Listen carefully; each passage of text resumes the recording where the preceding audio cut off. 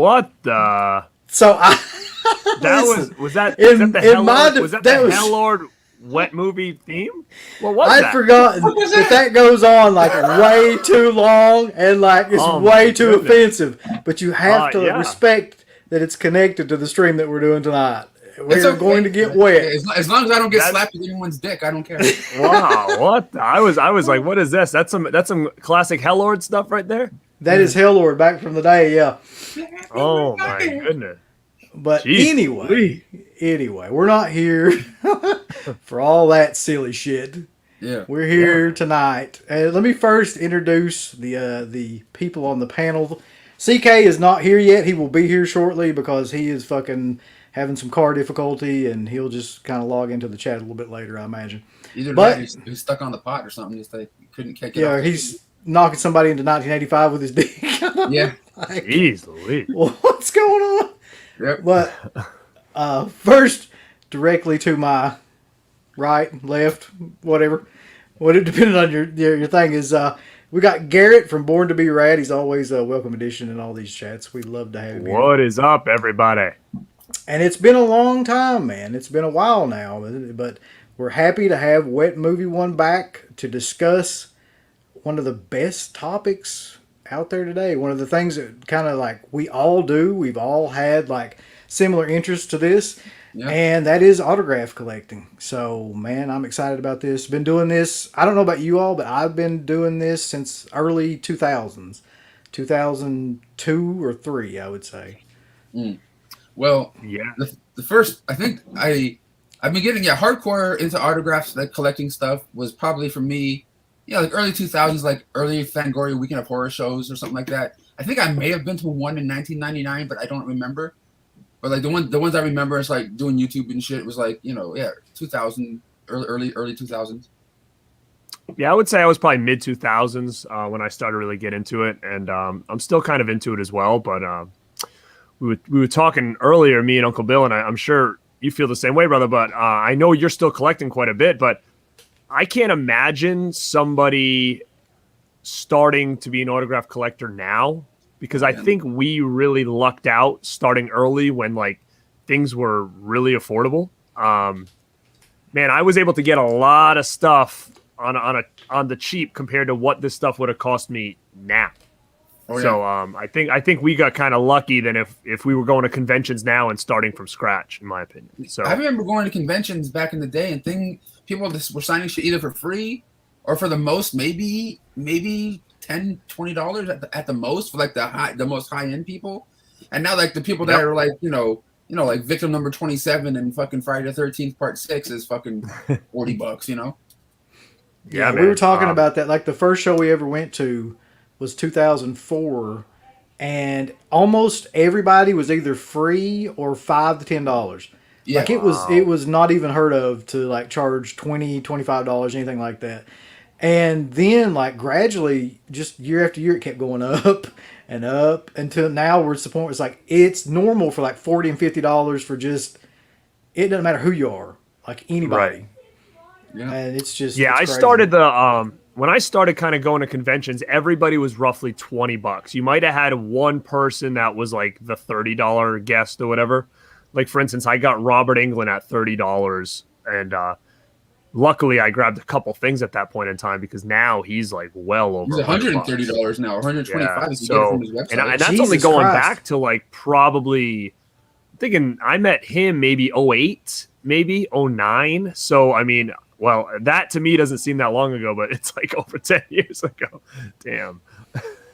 You ever have those regrets when you go to a convention and you're just like, I don't want to pay for I don't want to pay for this person's autograph today. I don't want to wait in their line, and then they're dead, and you're like, fuck. Or like you yes, and the big one I always say is Norman Reedus. I mean, I swear, not that I'm like a huge Norman Reedus fan. I'm not. Walking Dead's okay. I've seen like 1 or 2 seasons, so I'm not hating it. I'm just saying I don't really follow it. But man, Norman Reedus was sitting at tables with what was it? Sean Patrick Flannery, is that his name? Boondock Saints. Yeah, dude, they were at like every convention I attended for years, and they were always just sitting there with like barely anybody at their line, and they were like $20 a piece $25 a piece tops. And I was like, I'll wait when I don't have so many to do, and I'll get them eventually. And then all of a sudden the next year he hit big on Walking Dead, and he was like the main guest at like over $100. And I was like, damn, Dude, I wish I would have grabbed them before. I remember a time where I went to like a horror convention, and yeah, Norman Reedus was just from the Boondock Saints at the time, and him, that his other co-star and stuff. And me and another friend of mine, we're just hanging out outside, and he came out and just hung out with us and was smoking a cigarette and just talking. That shit won't happen now. You know, it's just you can't even get near him now without security tackling you. So, but yeah, that was like a regret of mine, just because it's a really big item to have. That's why it's more or less a little bit of a regret for mine, because I basically walked by him multiple times. Yeah, and then Sean Clark picked him up after The Walking Dead came out, and now he's like fucking Elvis, walking around with an entourage and everything, like everywhere he's at. But I mean, I think the one that I can think of though is Corey Haim, like one of the ones with when Corey Haim and Corey Feldman were at the same show, and they were doing signings, and I skipped him, and then it wasn't maybe like a year or two later that he passed away, and that was like that was it. Same thing with me too. Yeah, man. Show. That's so funny because luckily, I'm a huge Corey Haim fan. So to be honest, like he was the main reason that I did my first travel to a convention. Like there was some conventions around me, maybe within an hour, but he was the first one I traveled for. I went to New Jersey, which for me is about I'm going to say 5-hour drive from me.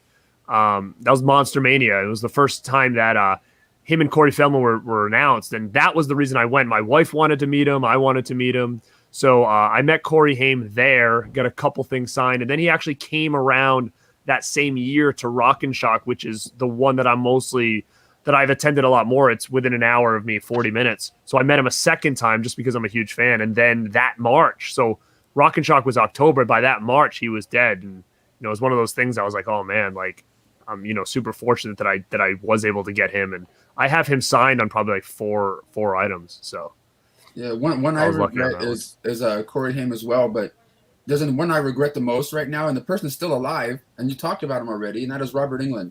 He was at a convention out here, and it was like $100. I'm just like, God damn it! And then the line was like, "You'll be there all day," and I'm just like, no. And now I'm pissed off. It's crazy, man. When we saw him, that would have been, I don't even know, like 2013 or 14. It was 50 at that point, and I just got like a couple things signed. That's the only time I met him was the one time, but yeah, to know that he's like 100 and whatever now is like fucking ridiculous. Did any of you guys here, or any of you guys in the live chat right now, remember your first autograph or have your first autograph that you ever got? That's a good question. Yeah. So Garrett, what do you think? What was yours? I have mine right here. Okay, I actually had mine in my hand and I put it back and I was like, maybe I won't talk about this.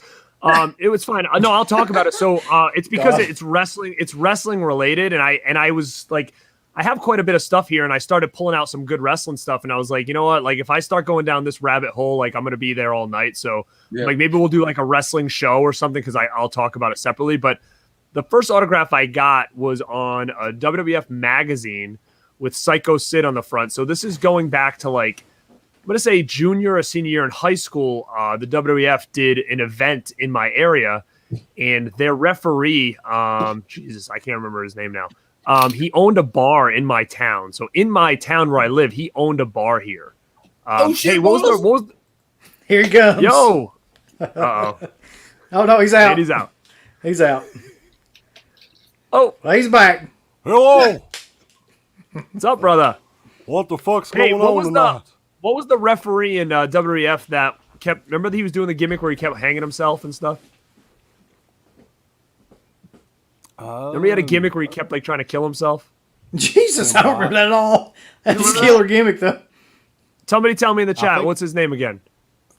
I think he passed away actually. Oh, who is it? You just said it. Something White, right? White. Yeah, Tim White. Okay, so Tim White owns a bar in my town, and they did a wrestling event in my state. And afterwards, we heard the guys talking that they were going to go there. That was the rumor, that they were going to go there afterwards. So my buddy and I that went at the time, he had like just got his license, and we drove to this bar, and we had a couple magazines in the back, and I had one with Psycho Sid on it.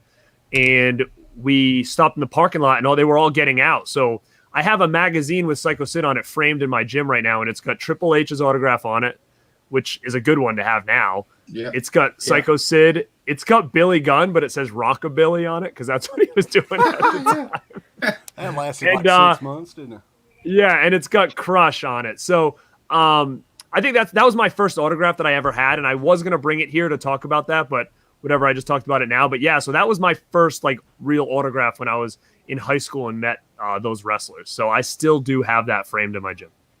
Okay. Yeah, mine's wrestling related too, but in a weirder way. It was the very first like autograph signing I ever went to back in the fucking 90s. I think it was like anywhere between 95 and 98, I'm guessing. And I'm surprised I still even have this, because this signing took place at Tower Records on Sunset in Hollywood. And this came out, like I said, it's wrestling related, and I have it in this like little plastic case and shit, like a dumbass. But I bought this VHS at Blockbuster back in the day, or Hollywood Video or whatever. And this person was putting out a CD at the time, a wrestler, and it was called Hulk Hogan and the Wrestling Boot Traveling Band. Oh, And man, you know, that's Hulk Hogan was there signing, you know, his cassette tapes and CDs for it and shit. And me and my sister and my dad went there, and I brought my Mr. Nanny VHS back when I was a fucking kid to get the Hulkster on this motherfucker. Wow, that's killer, dude. And that's amazing. The one thing I remember him saying to me and my sister as we walked up there, to him, was going, "Oh no, not that tutu again." And then he signed our shit and he said, "Fuck off," you know, pretty much, and that was it. But that was like the very first autograph I ever got back in the day. That's awesome. That's unique, which is another thing I want to talk about later. That is definitely unique. How about you guys up top? Yeah. No, it'd be interesting to see. Put that in a saved search and see how many of those pop up on eBay. It's not going to be. I know, right? But that I mean, like, you know, I didn't take the best care of it. Like, the case is kind of jacked, and it's worn as fuck. But I know what it is. It's funny because I can remember those damn like holders from back when you rented VHS tapes. Right? Yeah. Those are awesome. Yeah. The first autograph, I can tell you the one that I remember like getting horror related first, but I couldn't tell you the actual first autograph I got, like just off the top of my head. Is Tom Atkins from Night of the Creeps and Halloween 3 and all that. Got that one through the mail. That was the one that I remember like sending out like when we first started doing that. Here's the funny thing about that too. It came probably like 2 months after I sent it, and I had sent like a photo for him to sign in it and the return envelope and everything, and it got like somehow or another in the rain, and so like the whole side with the autograph and everything was like completely almost like washed off and shit, and like it was just destroyed, and it was like heartbreaking to me because like he was one of my favorite celebs at that point in time. That was one of my favorite movies. Were you able to replenish that? Yeah, we met him, and then he was a douche to I think I remember when we met him, but we actually met him after that. Yeah. Yeah, if you've listened to the show any time in the last 10 years or so, anybody should have heard that at least a couple of times. Yeah. But for me, I mean, first autograph is probably nothing that, interesting. Growing up in Kentucky. What? No, I'm just looking at the comments. Scrolling through. Here you The go. gym autograph? No. There you go. Kentucky. This guy. What the It's heck? just Michael Douglas. it's just him. Yeah. He every now and then he'll pop in. I was going to say, though, I mean, a lot of Kentucky basketball players would probably be some of the first autographs I ever remember getting as a kid. Probably the first big deal autograph that I got when I was about 11, 12 years old. I met Muhammad Ali at this luncheon thing. Wow. And he had like Parkinson's pretty hardcore at this point. So he didn't sign autographs or anything, but he had these pamphlets prepared already with his signature on them, and he was giving them out and shaking hands and stuff like that. So that was probably the first big one. Do you still have that? I still have it somewhere. I think it's in a lot of my dad's stuff. One of his chests or something in there. I need to try to locate it, but yeah, it's pretty cool. Well, actually, you just made me a liar because now that you're talking about that, I realize that what I said wasn't my first autograph. Then, sorry. Fucking So liar. damn it. Okay, so that was my first hell? autograph I would say I was driving, or my friend was driving at the time, so I was probably like 16. But as a kid, Ray Bork and Mo Vaughn came to my elementary school, and so they were my first two autographs. I had like a baseball card signed and like a picture of if they're there. So if anybody's a Boston fan, they'll know who those two guys are. So I lied. Damn it. You know, We got an interesting crowd in here tonight. Yeah, we do, huh? for sure. Preparing for this though, man. Like I kept thinking, like the Macho Man of more shit that I've got that I don't know exactly where it's located. Like all the posters and stuff like that, they're all in one spot. But Uncle Bill and myself did the horographs thing, right? So I've got a lot of this stuff in binders, but a lot of the really cool stuff I've got in frames in a closet somewhere, in a chest somewhere. It may be under one of these beds here at the house. I'm not really sure, but you know, we could definitely do a part 2. It would maybe take me a couple of months to maybe locate some of this stuff that I really want to show. But man, like through the mail back in the day, fucking amazing shit that we got totally for free. You could never do that now. Yep. Well, yeah, I wanted to talk about that some too at some point in this, but like the through the mail thing is not dead completely, but it's basically on life support now for a couple different reasons. Like number one being probably COVID. Like I don't know how many people are like getting shit through the mail and signing it. Number two probably being the fact that these celebrities are now charging like I said, $40 and $50, so they're not going to sign something free and send it back to you like they used to. But it still does exist, and people still do it. It's a pretty big hobby. I am shocked that is still going on. I still get a lot of autographs for free. Like especially if you go to like signings and stuff, people will sign extra shit. If you buy like the book or whatever the fuck. And sometimes when you do that, I return that fucking book and then I just keep that shit. That's a good idea. Or if you can, sometimes like when it comes to this is probably one of my prized possessions. I mean, I had to buy this, just like I know you guys did. Actually, you didn't, because you motherfuckers got them shits for free. I think you bastards. What? The Halloween box set, motherfuckers. Didn't you guys get that? Oh yeah. I didn't get mine for free. I had to pay for it. Yeah, I paid for mine, but all the autographs I got on it were pretty much free, except for Nick Castle. I think it was like $40 or something. Bro, that's like $1,000 item in your hand right now with all those autographs on it. You know that, right? Well, I know, dude. I even have Alan Howard from that. Yeah. But it's signed by Nick Castle, John Carpenter here in gold, and the one person you don't see very often, LL Cool J. What the fuck? Wow. That's awesome. Yeah, man. that's amazing. That's killer. So when I met him, his ass was at a Macy's, like promoting jewelry for like his girlfriend or wife or whatever the fuck. Wow. And you had to buy a piece of jewelry from this collection to go up there and get a picture and his autograph or whatever. And I did. He signed my box set. I also, I had him sign my the case inside or whatever. And and then I returned it. You walked up to his table. He's like, "I got you, man. Thank you, Brenton." What did he do? No. He was like this, like, "Thank you, thank you, boy." Speaking of Nick Castle, though, I got a little bit of a since I've got it here. I mean, you already mentioned it.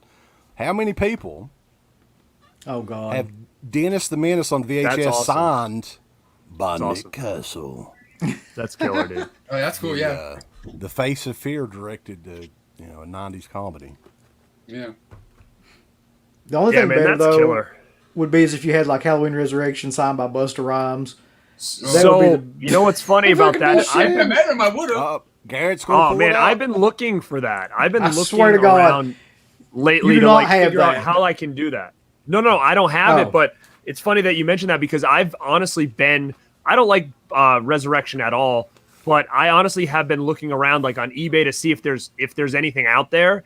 And also like I've been searching on his website to see like, is there any way that he does like, signings and you can send something in or whatever, because that would be something that I would love to have. Which is why I think that what Wes just showed about the Dennis the Menace and what Brendan just showed about LL Cool J is one of the main reasons why I thought this was going to be a cool show, because doing this for quite a while, my biggest thing is trying to get unique stuff signed, either something very obscure like an LL Cool J in a Halloween or just an obscure item signed by somebody. And that's kind of what I have a couple things here that I've been trying to do lately. But that LL Cool J on that Halloween box set is really cool, man. And, that's awesome. And somebody just brought up Ice Cube, so I'm gonna show this for a second, because I didn't think this was gonna happen, because at this event at Amoeba Records, he was doing this like if you buy his new album, like whatever the fuck the World's Corrupt or whatever the fuck the new one was, you can get a picture with him and shit. It sounds like a rap album. You know what I mean? Any rap album. Like like to fuck the world or whatever. Yeah. And after the event was over, like you got a picture with him, then you just fucked off. You know what I mean? That was it. And he wasn't signing shit. I walked outside of Amoeba Records at the time, and I saw a crowd of people crowding around this one section of the store outside. I'm just like, what the fuck's this? You know, before I knew about crazy autograph hounds and like resell people that get autographs on the street to resell the shit. And I walked over there. I'm like, what the fuck? And like 2 seconds later, he comes rolling out with his car, opens his fucking window, and all these people start shoving albums in his face, you know, like through his fucking car window and was signing shit. Ice Cube looked out. It was like, what the fuck? He's like, hey, yo, I saw you. You were in there. You actually bought my album and supported me and shit. Yo, come on over here. Or whatever, you know, whatever fuck. And all I had with me was this, my fucking Friday Blu-ray. That's so cool. Ice Cube signed my fucking Blu-ray in the fucking streets. And I also have Tiny Zeus Lister Bebo when I met him at a convention. But yeah, he was like, hey, yo, you actually supported me. These guys are just going to sell my fucking shit. That is badass, yeah. I knew that was gonna happen. I probably would have like brought like a mini poster or something, but I didn't know what the fuck, you know. I just had this in my pocket. But yeah, That's sweet. So yeah, it looks like everybody's got some stuff. So show us some stuff. What you got? What you got, G? I got one. I'll show you though. Yeah, go ahead, bud. Speaking of like obscure shit, I know you've got this too somewhere, CK. I don't know if you remember this or not. We got this for free. Dream of mirrors. We got this for free too, which makes it even better because we knew the promoter of the show, and at that time we were on pretty good terms with him. But speaking of like odd things that you get signed, it's a machete signed by Danny Trejo. Yep. From Machete, and he actually gave that to both of us. I don't know how far I can. Yeah. That's cool as fuck. Yeah, I'm sure nowadays he probably sells his own machetes, and they're like $100 a piece or something like that. Yep. But that's killer, dude. You want to hear something funny? What? I have a machete signed by Danny Trejo as well that I brought to a convention. And man, it was like back then. Luckily, I was able to get it in. I don't think you can bring a real machete into a convention now, but back then I was able to do it. Bunch of pussies. But what's actually sad is it's like he's on one side and then Kane Hodder's on the other side, and it's kind of like one of those things where it's like I guess it's cool, but it makes like zero sense like that they would be on the same side. You can flip it over. Yeah, my machete's over here. Actually, I know exactly where it's at. But guess what? I still have on my phone, Uncle Bill. I found it. What? Quick as that. Look at that. For a radio show, if you could what's the radio show? Dead Pit Radio or deadpit.com. Deadpit.com. Okay, say your name and you're listening to. My name's Danny Trejo, and you're watching deadpit.com. Oh, you ain't watching it, motherfucker. Well, you can watch it now. Yeah, I could use that. Yeah, you can use that now. You should. Yeah. Yeah, but there you go. Yeah. Cool. That would be killer to cool put guy. after the countdown on the stream when it shows like the ghoulie. You have like that like play or whatever over the ghoulie. That'd be killer. No, I'm about willing to bet that nobody has Pamela Springsteen's autograph. No, That's just I a wish it guess. did. Not unless she signed like some sort of picture that she took or something. I don't know. I wish I did. What you got, man? There was a I celebrity. know we got a lot of stuff, so. There was a celebrity I met that I was really hoping I can get his autograph on, you know, on a piece I had, and it wasn't happening. He wasn't signing shit for anybody. No pictures, no fucking autographs. But I talked to him for like, I don't know, a good 5 minutes. I'm just like, God damn it. In my fucking pocket, I'm like, son of a bitch, you know, 'cause like everyone was like, no, none of this shit. And he didn't sign shit.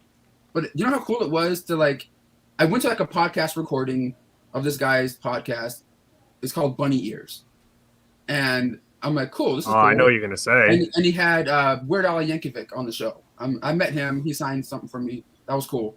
But Macaulay Culkin, I'm like, motherfucker, I'm right here. You know, I was talking to him. Macaulay Culkin. I'm like, God damn it, that would have been cool. But he's one of the hardest autographs to get, I hear, out there in the world. He just doesn't give a fuck. Yeah, that would be an sign excellent one anything? to have. Not for anybody. So I'm like, okay, if he's not, yeah.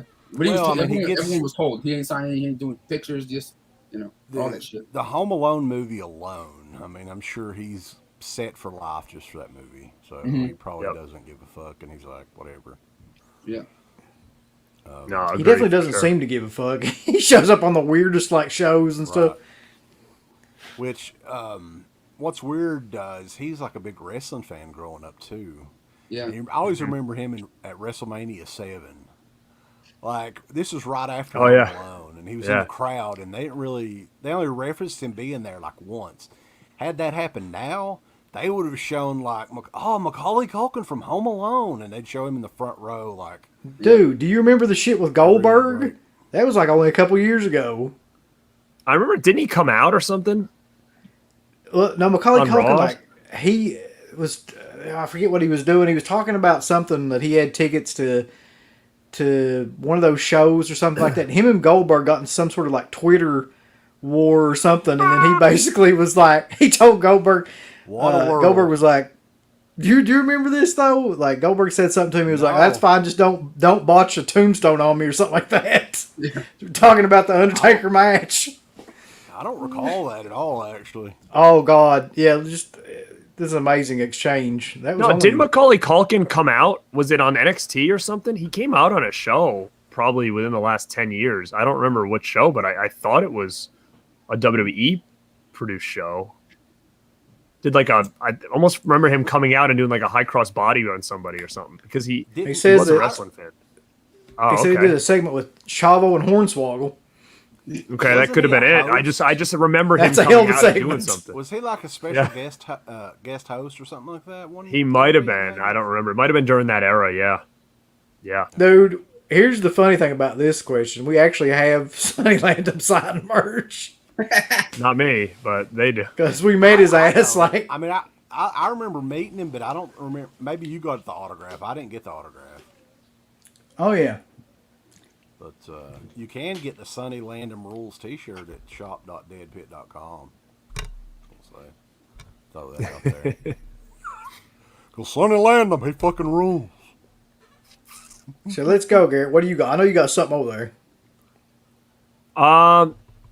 Yeah, I do. So actually, somebody asked earlier about how often I switch my posters out. Honestly, not that often. The ones behind me, I will switch out.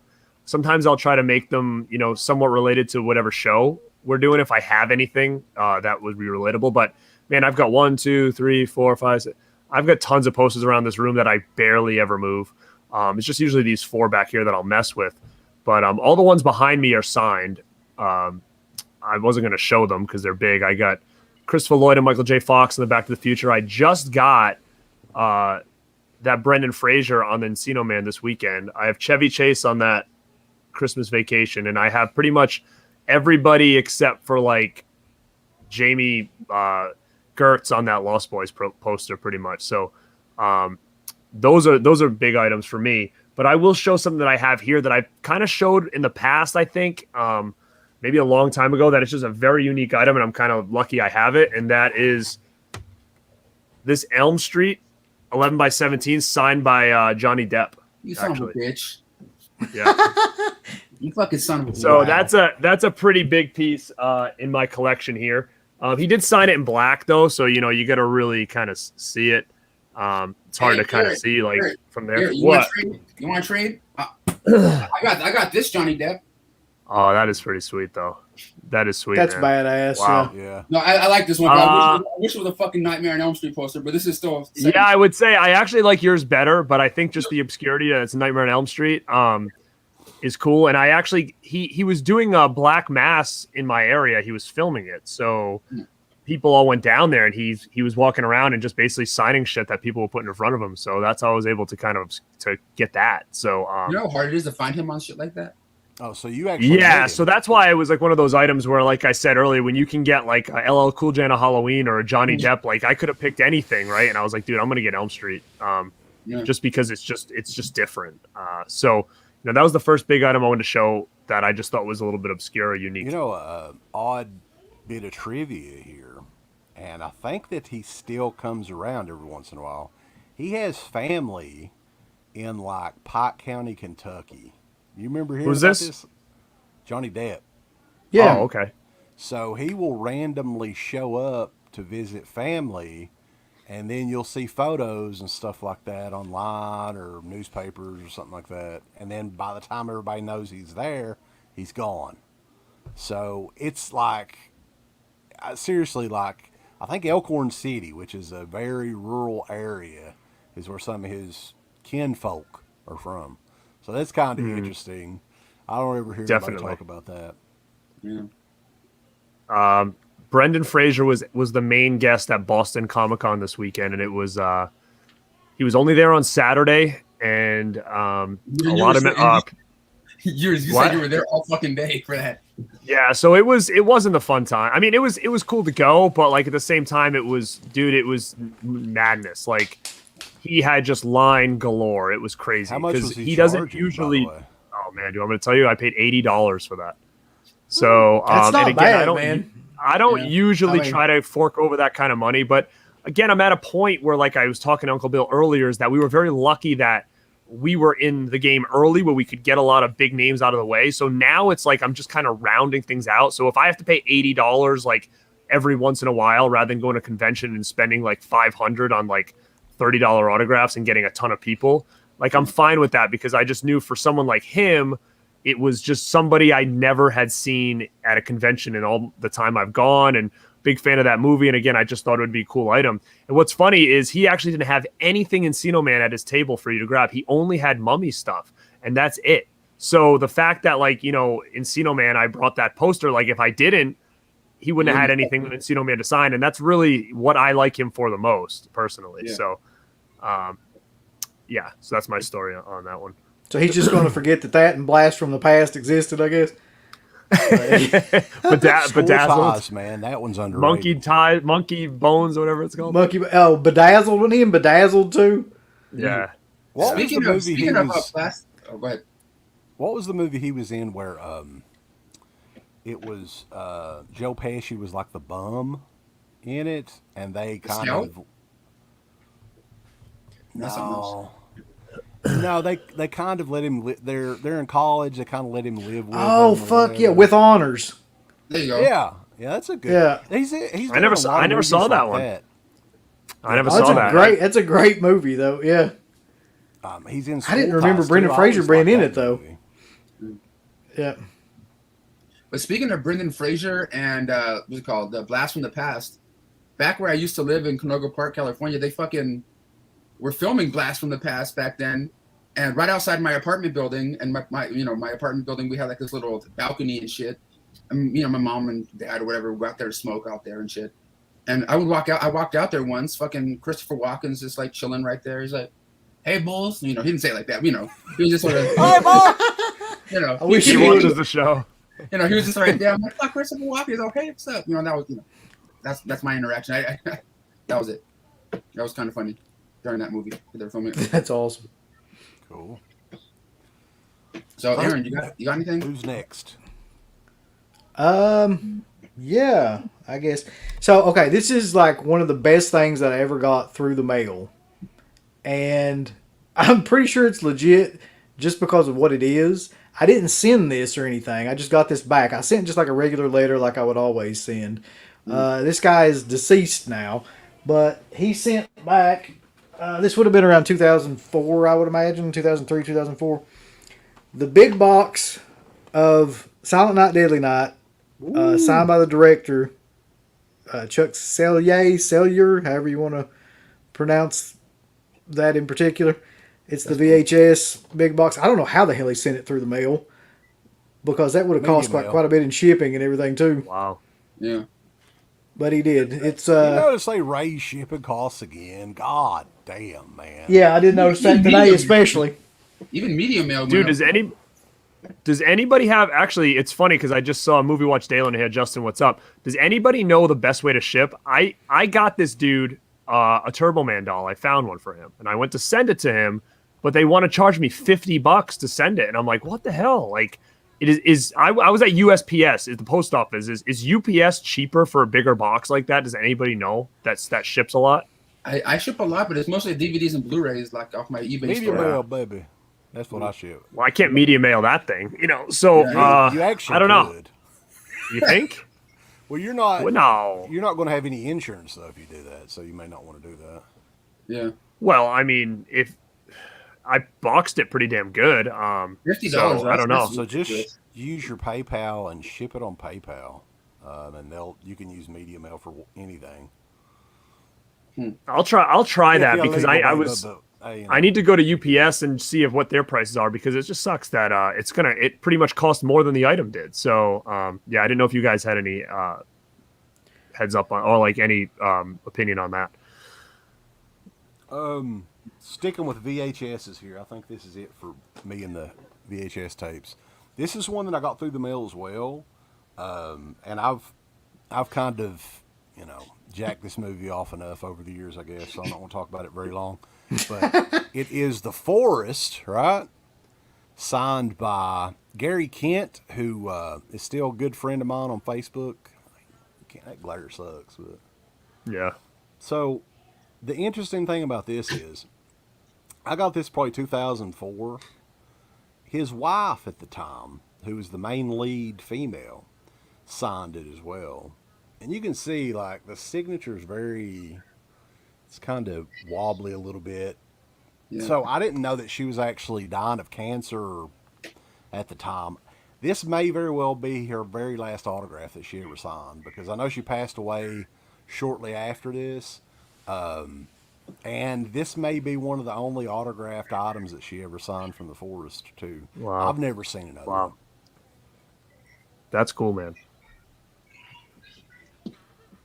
So we'll just work our way down. All right. Is it me next here? Yeah. All right, because I have something like I try to like I want to talk about some unique experiences I had with getting autographs and different things like that. Because with the YouTube channel, sometimes I get these people on the video, part of like a little mini interview or cringy shit that I do. I got Breakin' and Breakin' 2 Electric Boogaloo. Oh, yeah. Fuck. The autograph's kind of weird, but it's signed by Turbo. That's so killer. Mr. Chambers here, from both the films. And he was actually kind of cool because I went to this convention, this weird like 80s convention. And motherfucker, me and him had a dance off. Well, not a dance off. He taught me how to dance for a second.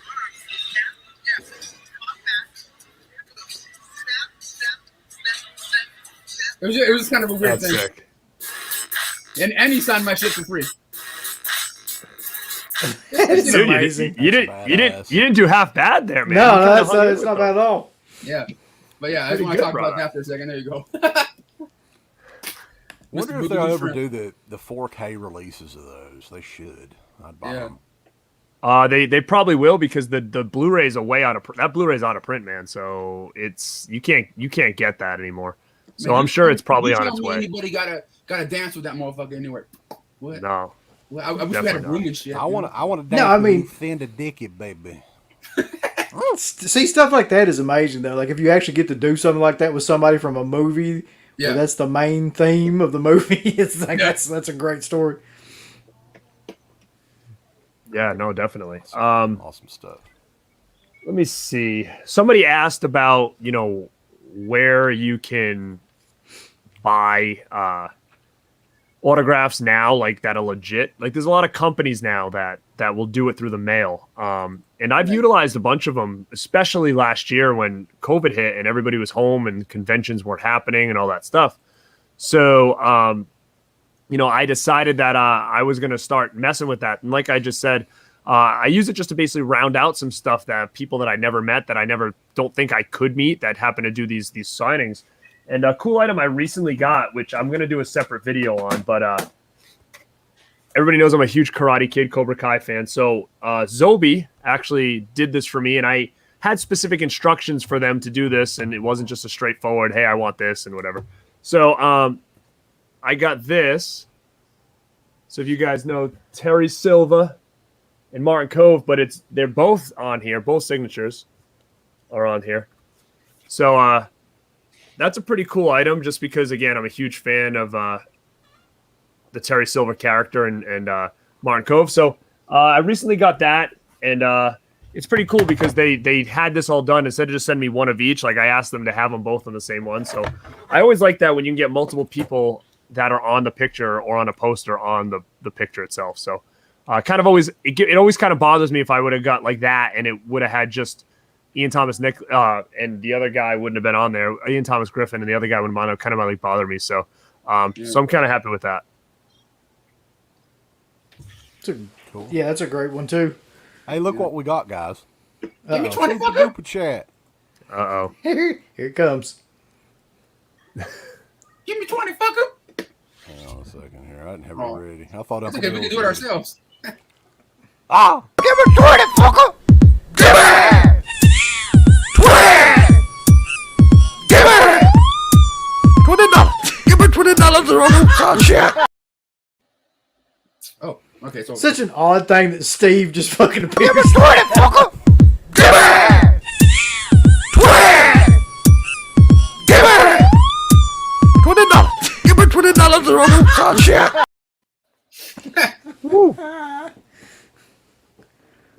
Alrighty. I think it's your turn, UB. This is my favorite thing in my entire collection of anything that I have. Okay. Including like posters or anything like this. I got this from Slippy. God, I don't know, 5-6 years ago or something like that. It is, because this is my favorite movie. It is a Dawn of the Dead sculpted head from the poster that was sculpted by Tasso Stavrakis. If anybody knows Dawn of the Dead, Tasso Stavrakis is the guy that's like Tom Savini's henchman with the sledgehammer at the end and all that stuff. It's sculpted by his brother, I believe. Wow. And it's got signatures of everybody from the film on it. Tom Savini's right there, Sharon Sadie, Ken Foray is on the side, Romero is on one side. And it sits like, you can't see this, I wish you could, but like it sits like, flat. Yeah. So it looks So when like you sit it that, on anything. It's, I don't know, it's just, I always thought it was like the coolest thing. That is awesome, man. That's really cool. I think it has, let's see. Badass. I remember that wasn't that an auction or something you got that at? Yeah, that was Slippy that actually got it. He got all this shit signed on it. And then I bought it off him on auction. It's got 1, 2, 3, 4, 5, 6. It was like $500 because his auctions go crazy sometimes. Like this was back in the glory days. No, it wasn't even $100. I don't think. It's got 14 signatures on it. So, yeah, I just always thought it was cool. Yeah, it's cool. That is very neat. I'm guessing you won't find many of those online either. He probably did a very limited number of those. Yeah. So another one that I grabbed off the bookshelf. If y'all don't know, I don't like to read. I'm from Eastern Kentucky, so if I get a book, it's got to have pictures in it. A lot of pictures. Yeah, and this one does. This one's badass. Pop up and shit. This is the Return of the Living Dead Complete History. Now, this is around the time when the Crystal Lake Memories come out a couple years before this. Yep. It's got some really cool, just pictures and stuff like that. I don't read it. I just look at the photos, like I said. But this was a Dark Delicacy signing. I think Uncle Bill may have one of these as well. Yeah. Back in the day, man, Dark Delicacies had some of the coolest shit, especially this time of year. Like, they would book stuff all month, September, October, cool stuff like this. And when I say cool stuff like this, check this shit out. Look at them damn signatures, baby. And it's a lot of the main cast of the movie signed this. I've got the list here somewhere. Hang on a second. And they signed the front page too. Yeah. So it's 2 pages of signatures. Beverly Randolph, Don Caffa, James Cairn, Joel Shepard, Brian Peck, John Feldman. Even people from part 2 and 3 are on this. So like 13, 14 signatures maybe. And the cool thing about this is, back then, of course they don't do these sort of signings anymore really. You would just pay $30, whatever the book was. Yeah, it was something like that. $24.95, and then they would charge like a $10 shipping fee or something like that. So Yeah. less than $40 for like signatures that would cost you $40 a piece now. Right. And what sucks is they don't do anything. Glory days. They don't do anything near that killer anymore. No, Like they don't have the. Sorry, go ahead. I was just gonna say they don't seem to have the mass signings like that anymore. Like they used to have like Friday the 13th and Nightmare on Elm Street. I'm looking at the fucking Nightmare on Elm Street poster thing that everybody signed right now. They don't do anything like that anymore. It doesn't seem like. No, like, you know what pisses me off about that is, like, I lived next to it, and I didn't know about half these cool signings, like the Friday the 13th ones or Halloween ones when they were signing all the fucking Blu-rays, those documentaries and shit. Yeah. And like after that, I'm like, God damn it, because some of those DVDs and Blu-rays that the big old all the cast signed, one of them sold recently for like $2,500. Really? I have both of them. You know, in the autograph. I have all that stuff from back then. I don't think there was one thing that I skipped out on back then. They used to do we didn't. Movie poster signings too, where they just charged you shipping. That was it. Yeah. Mm-hmm. So they had like After Dark Horror Fest signed by like 50 people or whatever it was. And I don't know if any of them have become anything, but still, you know, it's pretty cool to get for $10. But now the main people you see pretty much all the time over there at Dark Delicacies, because like I said, I can go there pretty much anytime, is like, you know, Mick Garris, fucking Joe Dante, you know, like the regulars that are always there, like the guy that wrote one of the writers on The Crow. I forgot his name, but you know, some of those people, they're cool. They're really cool. Like Joe Dante has always been super nice to me, but like, you know, it's always like the same people. They don't have those big mass ones anymore. Especially I think the reason is, if I was guessing, it's the convention scene now, what they're charging, what these people are making at shows. They don't want to waste their time. They don't want to go in there and I'm sure they're just maybe not even paid anything. I'm not really sure how that works. I know. But yeah, now they'd probably be like, it'd be $500 or something for one of those Blu-ray signed by those people. Like you'd never even get close to that now. Yeah. Someone gave you 20 fucker. He really did too. Let's do this. Adam. I'm ready now. Give me 20, fucker! Give me! 20! Give me! $20! Give me $20 or I'm gonna shit! Yeah. There you go. Appreciate that, man, for sure. Thanks, Adam. Thank you very much. Auburn Tigers fan. I was down in that area last week. Rambo Raff, though, our good buddy Matt from back in the day. Oh, he's in the old Saturday Nightmares intro, too, by the way. I was looking at some of that stuff recently. So, what's the most each of you have paid for an autograph or collectible, whichever you'd like to choose? God damn, that's a good question. Let me look around. You know, I have that Trick or Treat Studios Child's Play doll. That was expensive. I have a, I don't know if you can see it right there. I have the skateboard from Back to the Future. That was expensive. Yeah. I have the damn Back to the Future sneakers. Those were expensive. But I think when it came to autographs, I actually do, I think, have right here probably my most expensive I paid for an autograph. If you want me to just throw that up, show it now. Go ahead. Yeah, sure. All right. And I've done a whole video on this actually too. So if you go back, you can look at it. And it was by Zobi again. It was like a special thing, and they may still have some of these available, but I know it was very limited, and I don't know if they sold them all. But it's this Cobra Kai, Johnny, William Zabka, and Martin Kove, but it's also got their handprints in paint on there. Jesus. So Yeah. Yeah. So this was an item that they put out recently, and I think it was only limited to. I'm not sure. It doesn't say it on here, but it might only been limited to like maybe 50, maybe, or 30 or something low like that. But it was expensive, and I was really on the fence about getting it because I do have those guys' autographs like multiple times. Yeah. But I thought the hand thing was pretty cool and unique and different. And because I saw that the run was so low, I was like, you know what? I know if I don't get this and it's gone, like I'm gonna probably regret it later. So I just pulled the trigger on it. But if you can check on Zobi's site, if it is still available, you'll see how much I paid for it. So, but I love it. But so, you know, I bought it a little while ago, so I don't really think about it anymore. Yeah, when it comes to like expensive stuff, I can't even think like what the fuck it would be, like maybe paying a certain someone to sign something for like $80, $90. I don't know. Yeah, I mean, I don't think when it comes to autographs, I don't think that we ever spent more than $50 that I can think of. One time. One time. Jamie Lee. Yeah, you're right. That was $80. That was the most I remember spending. Now, Robert Englund was like 50 when we met him. He's like $100 now, I think, right? Yep, a little bit more now. That's what we were talking about before you came in, yeah. Yeah. But yeah, I mean, that is well worth it though, because Jamie Lee Curtis has never done a convention since then. So. Yeah, for sure. So you guys were at that convention, right? And did you get the picture with her and everything? You got the whole shebang? It was $80 for the picture too, yeah.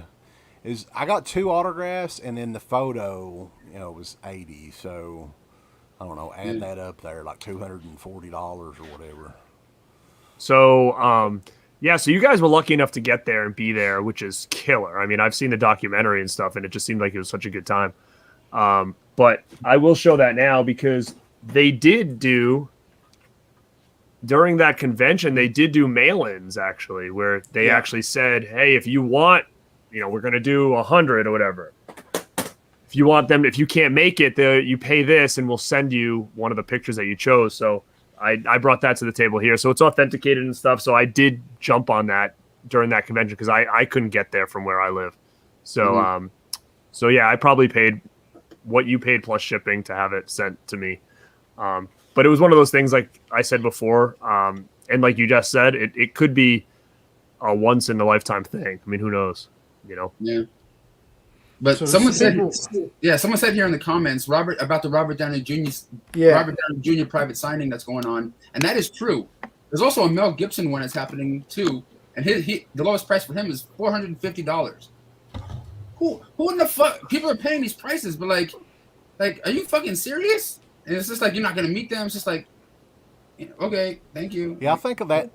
Cosmo Bubba mentioned Stallone. I think he was the first one of the A-list guys like that, from at least back in the day, to charge just crazy amounts to sign your name, which it is what it is. I don't personally myself, I would not give a fuck about a Robert Downey Jr. autograph at all. I wouldn't either. Yeah. I mean, it's cool, but I mean, it'd be cool to get Stallone to sign Boxing Glove or something like that, maybe. Which I think. Didn't you get in on that, Brendan, back in the day? Me? No, I have a Mike Tyson one right here. Mike Tyson, there you go. Well, it's pretty much Stallone. So. Yeah. Yeah, same difference. But something like that would be cool, but I mean, I wouldn't pay that much for it. If I met Robert Downey Jr., I would have him sign a Tough Turf item all day. I'd have him sign Back to School. His amazing performance in that, or Less Than Zero, or something like that. Yeah, but like I saw pictures of some of his autographs, like people had in their collections already from these autograph groups I'm a part of. All he does is like, like he has one of the shittiest autographs I've seen. You know what I mean? Like I've seen shittier. It's just like RDJ or just fucking R and it looks like an N and shit. Like, do you guys ever get an autograph from somebody and either you paid for it or you didn't, and it just looked like shit and like, what is this? You know what I mean? Like, is this, kind of thing? Yeah. Bruce Campbell. Yeah, it's just a fucking A. Have you ever fucking seen that? Yeah, it's like a Z almost, and that's it. Yeah. Here, I'm gonna show you guys two of some of the rarest autographs I have, and you'd be like, "Who is that?" And if you wouldn't even know who signed it unless I told you, unless you watch videos and shit. I have a Do the Right Thing signed by Ernest Dickerson, who I met at Dark Delicacies. He's a cinematographer. And who the fuck do you think that is? DL, maybe? Yeah, Spike Lee. Oh. I met him in person at this screening and shit. But, like, you know, it's just like, you know, you could have put a little umph into it, you know. That's pretty badass, though. How many people have something signed by Spike Lee? Seriously. Yeah. But I also have this one. Like, I gotta look this up real quick. Fuck it. Come on. I gotta try to find it on my fucking Instagram and shit. It's here somewhere. But I got this one signed in person. It's like, who the fuck you think signed that? I'm sure Garrett knows because he probably may have watched. Looks like a big M. Yeah, it does. What is that? Nicolas Cage? Yeah. That's cool. I man. Want that. You know? I'll fight you for that. He also signed my Con Air Blu-ray, but like you can't tell by since I use the same color. But I was talking to him for like a good like couple minutes, just chilling at this. What was the premiere called again? Color Out of Space. They had a little premiere out there, and I was talking to him for a minute or two. It was kind of cool. He's kind of a unique motherfucker, but the autograph don't look like an N. It looks like an M. It doesn't look. It's like, what the fuck is that? But it's him. You know what I'm saying? Like, I know it's him. That is ridiculously cool, though. Even though, like, you're right, though. Like, you would never know who the fuck that was, or nobody would ever like believe you. I mean, unless you had those pictures and shit, because it's just like whatever. Yeah, I should have asked. If you call it, if somebody had Nicolas Cage's number, and they wanted to get him for a movie, what do you think he would say initially, Uncle Bill?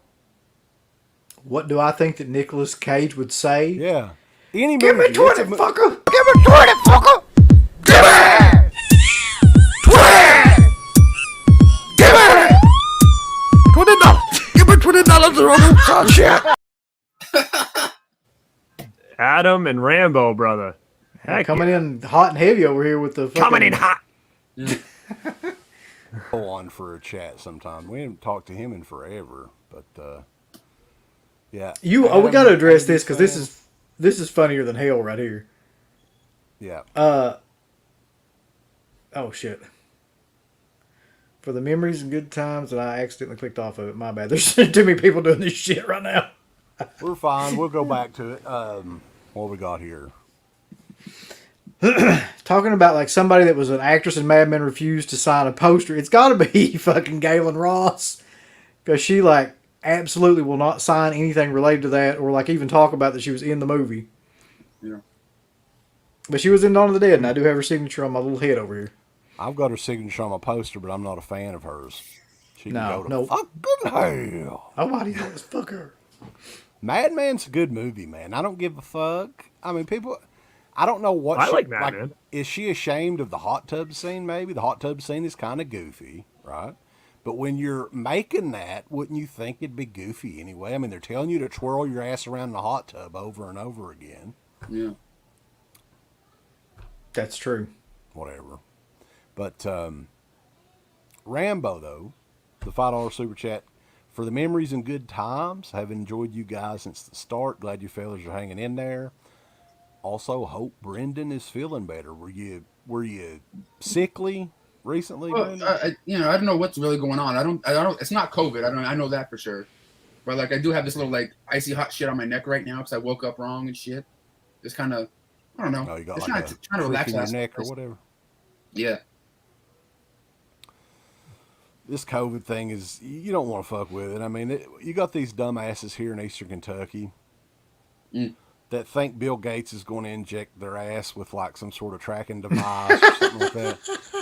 And like, they think that God's going to, there's literally a woman that I work with said that God told her that everyone that takes the vaccine will be dead within 5 years. And you know what my response was to that? We're going to be a bunch of dead motherfuckers, and you ain't going to have nobody that's going to take care of your ass in the hospital because they're all going to be dead too. And when you get COVID, your fucking ass is going to be dead in like 5 days or something. Yeah. So, anyway, I'm fine now. Thank you for that. That was a nice detour. I'm going to block this motherfucker real quick, and then we'll get back to this shit. Get your shot. You guys just know, like, since I shared it around, the weird people that watch my videos, like the weird strange fucks, always come out first for the most part. It seems like the weird troll motherfuckers. Yeah, I mean, reason being, I want to get a little bit serious here for a minute, like Lance Storm did back in the day, and this is legit. There was a lady that I worked with at when I did the drug testing thing like 8 years ago. 48 years old, no health problems at all, passed away on Friday from it. Didn't get vaccinated. Who? From what I can tell. I don't think you know her. I think she was okay. She did her practicum there after you were there.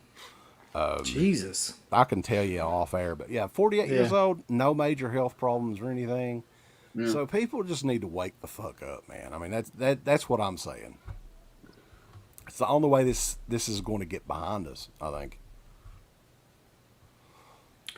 So who is next on here? Let's move on.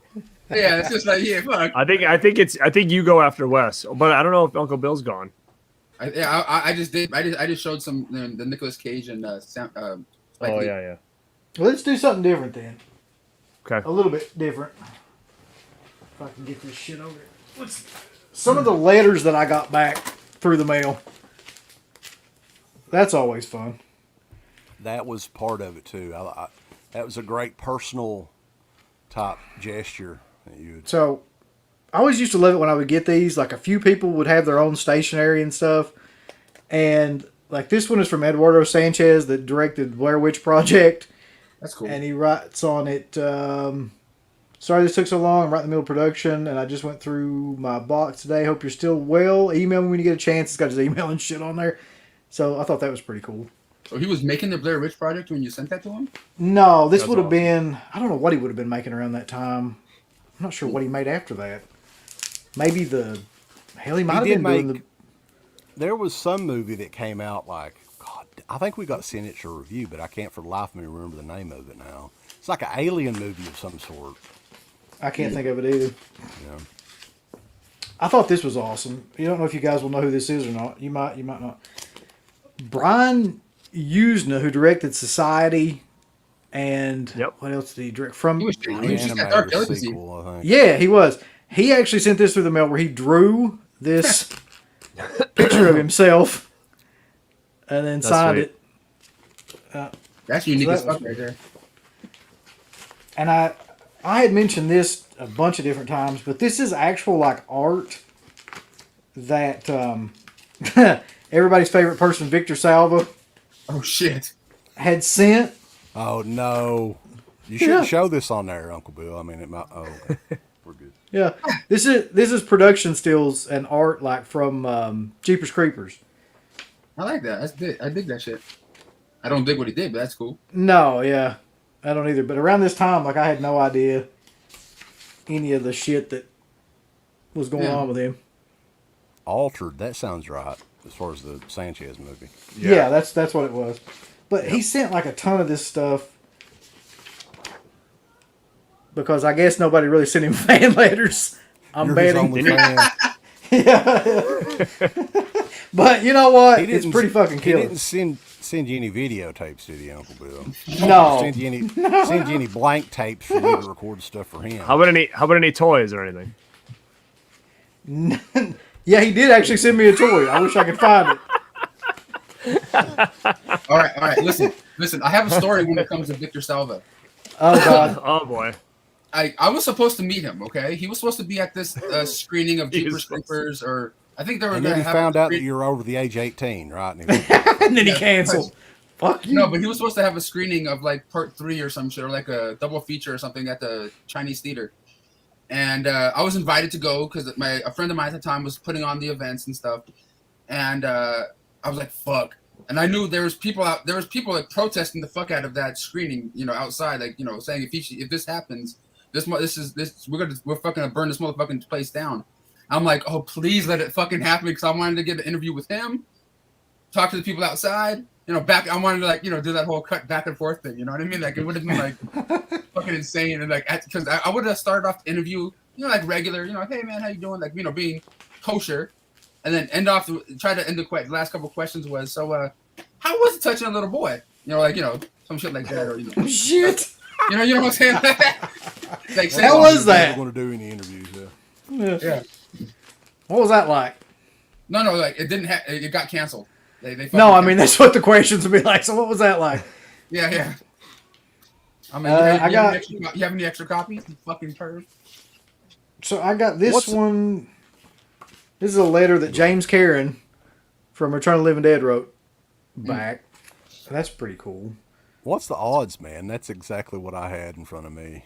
Really? Check With the this letter? out. Yeah. Yeah. Now, is it the same letter or on the no? other side? It's like a presidential photo. Wow. That's signed. That's so random, Wow. isn't it? Yeah, so you would get like all kinds of cool random stuff back from these people. I was always hesitant about doing that. I never did it. I was always like, "There's no way I'm gonna get anything back," and I always wanted to like send like some posters or whatever. And I'm like, no, because I'm never gonna get this back, and I'm gonna lose it. And so I never did that. So I'm actually really impressed that it all was legit. Yeah. These are my favorites, though. Like where they actually told you something. This is from Betsy Palmer. Oh, fuck. It says, "Thank you for your expressive and sweet letter. I always thought no one would ever see this film, and that it would come and go, and that would be it. I was approached about the mother role." I'm trying to read it because it's really hard to read in her handwriting. But thank you for seeing the truth and honesty in what I did as Pamela Voorhees. You have something. Oh, you have touched my heart. So yeah. Victor Salva wanted you to touch something else of his. So that's why. Yeah. I have something. I have something right here that I'm sure Victor Salva would love to get his grubby little hands on, or at least back in the day. I'll bet. Sorry. It's one of my. It's one of my. I'm only bringing it up because it has to do with kids and shit, and it's probably one of my more unique items I have in my collection. A Willy Wonka's golden ticket, signed by cool. all 5 kids from the original Gene Wilder film, like Mike TV. That's awesome. Violet Beauregard, and it's Charlie. graded. It looks like, or authentic. Yeah. It's Beckett slabbed or whatever. That's sweet, man. Yeah, it's really cool. And I also have I don't know if you see it up here, but a Gene Wilder picture from autographed by him, from Willy Wonka. That's an awesome piece. I've seen your video on that. Yeah, I need to do something with this and the golden ticket and like frame it in a certain way or something. But I can't forget my Jackie Chan. That's right above my head, and my Ozzy Osbourne when I met him in person. The Ordinary That's Man. sweet too. Yeah, I've actually got an Ozzy book signed. I think Adam Beck got me years and years and years ago. Yeah. At some sort of book signing that he did in Florida. So. Yeah. But yeah, I mean, as far as the letters through the mail stuff, just some interesting stuff that was in. I just pulled one book out. I probably have 7 or 8 of these books. Like Laura Park Lincoln had like a career coaching thing. I don't think she does it anymore, but yeah, you got a letterhead of that. Talent start, and she was like, "Oh, send more autograph requests here and give me $10 or whatever." Huh. That's cool. It's good that you guys kept all that together, which is nice. I don't think I ever got down the rabbit hole of that stuff, like sending letters and getting stuff back. I know there's friends of mine now that still do that. They like send like little tiny pictures and send in the mail and hope to get it back. Like they got some like Cyndi Lauper shit. These 2 right here are from Angus Scrimm. This is what he would do. Wow. He would just like write on the actual letter. He'd give you another signature, but write around the actual letter. Yeah. And I'd send him stuff like all the time, and he would always send it back. So you guys were like pen pals and shit? Yeah, I mean, so much. Dan said, "Do you have an Angus?" What was it? He said, "Does Angus Grimm send you guys a picture of?" It said him and his dogs. He used to send that out to people. He's got it. Yeah, he's got exactly where it's at. Hang on here. That's awesome. All right, I'll fucking pull it out. Maybe I won't. Maybe it's stuck. We can see it. Aw, tall man. That's killer. Tall man loves his pooches. I love that picture. That's always so funny. I think I've got a couple of these. The other Hang one on your fridge. Yeah, it's from my Papa Angus. I mean, I've got like another. This is another booklet that has like 4x6 photos in it. So like, I've got one of Robert Carradine from Body Bags. That's kind of. I just saw that in here. So and a lot of Troll 2 signatures. I don't know, but the through the mail thing was a lot of fun back in the day. Yeah. You just never knew what you were going to get. I mean, it's almost like, you know, it's Christmas time every time the mailman came, you know. I see that somebody said John Carpenter still does it. I mean, I would love to send something out for him, especially now, you know, as he's getting older, you know. Back in the day, I sent Carpenter an original one sheet of The Fog, and I was scared to death. But he signed it and sent it back, you know. Wow. That's dope. That's awesome, man. That's crazy. Every time I might try that because I do have a lot of like 11x17s, but I have Carpenter on a couple things already. But I mean, it would be nice to get him on more stuff, especially if he does it free. Because if you meet him at a convention, he's pretty big money. So yeah. Another cool one, real quick here. I've got his signature, but it's got water damage. It's kind of fucked up. But this is pretty cool to have. So Ben Chapman, the creature from the Black Lagoon, the original creature, he passed away a few years ago, and he sent this back with the autograph. He sent me like a 4x6 autograph. But the cool thing is on the like a stamp of the creature and the envelope, and I've got like a card there too. That's cool. There was 2 creatures. There was him and Riku Browning, right? I think Rico Browning's still alive. Yeah. Yeah, that's killer. There you go. Balls. I saw someone. No, I think actually you guys were talking about the Aussie and all that stuff. Yeah. Here's a pretty cool item that I have signed and framed. Yes, there. Alice Cooper. You got the "He's Back" single, or I don't even know. Is it a full album? I'm not sure what it is. He's doing the conventions now, I think, right? So this was done in 2016. Yeah, that's pretty cool. I knew he was coming to a convention, and I actually wasn't able to make it. And I bought that and sent it to a friend who I knew that was going there, and she got it signed for me. So is that yeah, like I purposely bought that album. No, it's a full size album, but I just don't know if I can open it and see if it's a single. I don't remember what it is. They have 12-inch singles too. I just couldn't tell. It could be. It's just I just thought that the picture on here was so killer that I think it kind of fit perfect. And he did a good job. Like his signature's nice, and it's like I'm glad he did it like off to the side like that. Like it just I would have kind of been bummed if he did it like right over his face or something like that, because sometimes people don't give a shit and they'll just do stuff like that. But yeah, I thought that was a cool item for sure. Yeah. All right, you want to go next there? Is it Webster? me? Okay, it's me now. Yes. Okay. I was trying to get this fucking shit queued up over here. I have like another little video. Maybe UB's got some stuff. No, I got it. I'm cool. There's this actor I've always liked, right? I have, I've always thought it was cool until TV back in the day, Family Matters and stuff. And it's not Urkel, which I have his autograph over here. I have Jaleel White over here. But I got my Die Hard Blu-ray sale. Like I said, I have a lot of my autographs, on Blu-rays and DVDs and shit. I mean, I have a lot of like pictures and shit too, but mostly like DVDs. But I have this one autographed by one of the writers, Mrs. McClane from the Die Hard franchise. Not Bruce Willis. That ain't never gonna fucking happen. Wait, Nicolas Cage did, so who knows? And Reginald Johnson, the cop that helps John McClane in here. And he, of course, he played Carl Winslow in Family Matters. And he was at a screening, for Die Hard 20th anniversary screening. And somebody's like, after the screening and stuff, I got like a little mini interview with him and shit. And after the screening, me and my friend Jose, we walked outside, and we're going to the car or whatever. And he's out there going, "Where the fuck's my car? What the fuck?" And I guess his car got stolen or what? And so me and my friend gave him a ride home. What? And and I captured all this shit on video. And this is like my friend Jose and Reginald Johnson.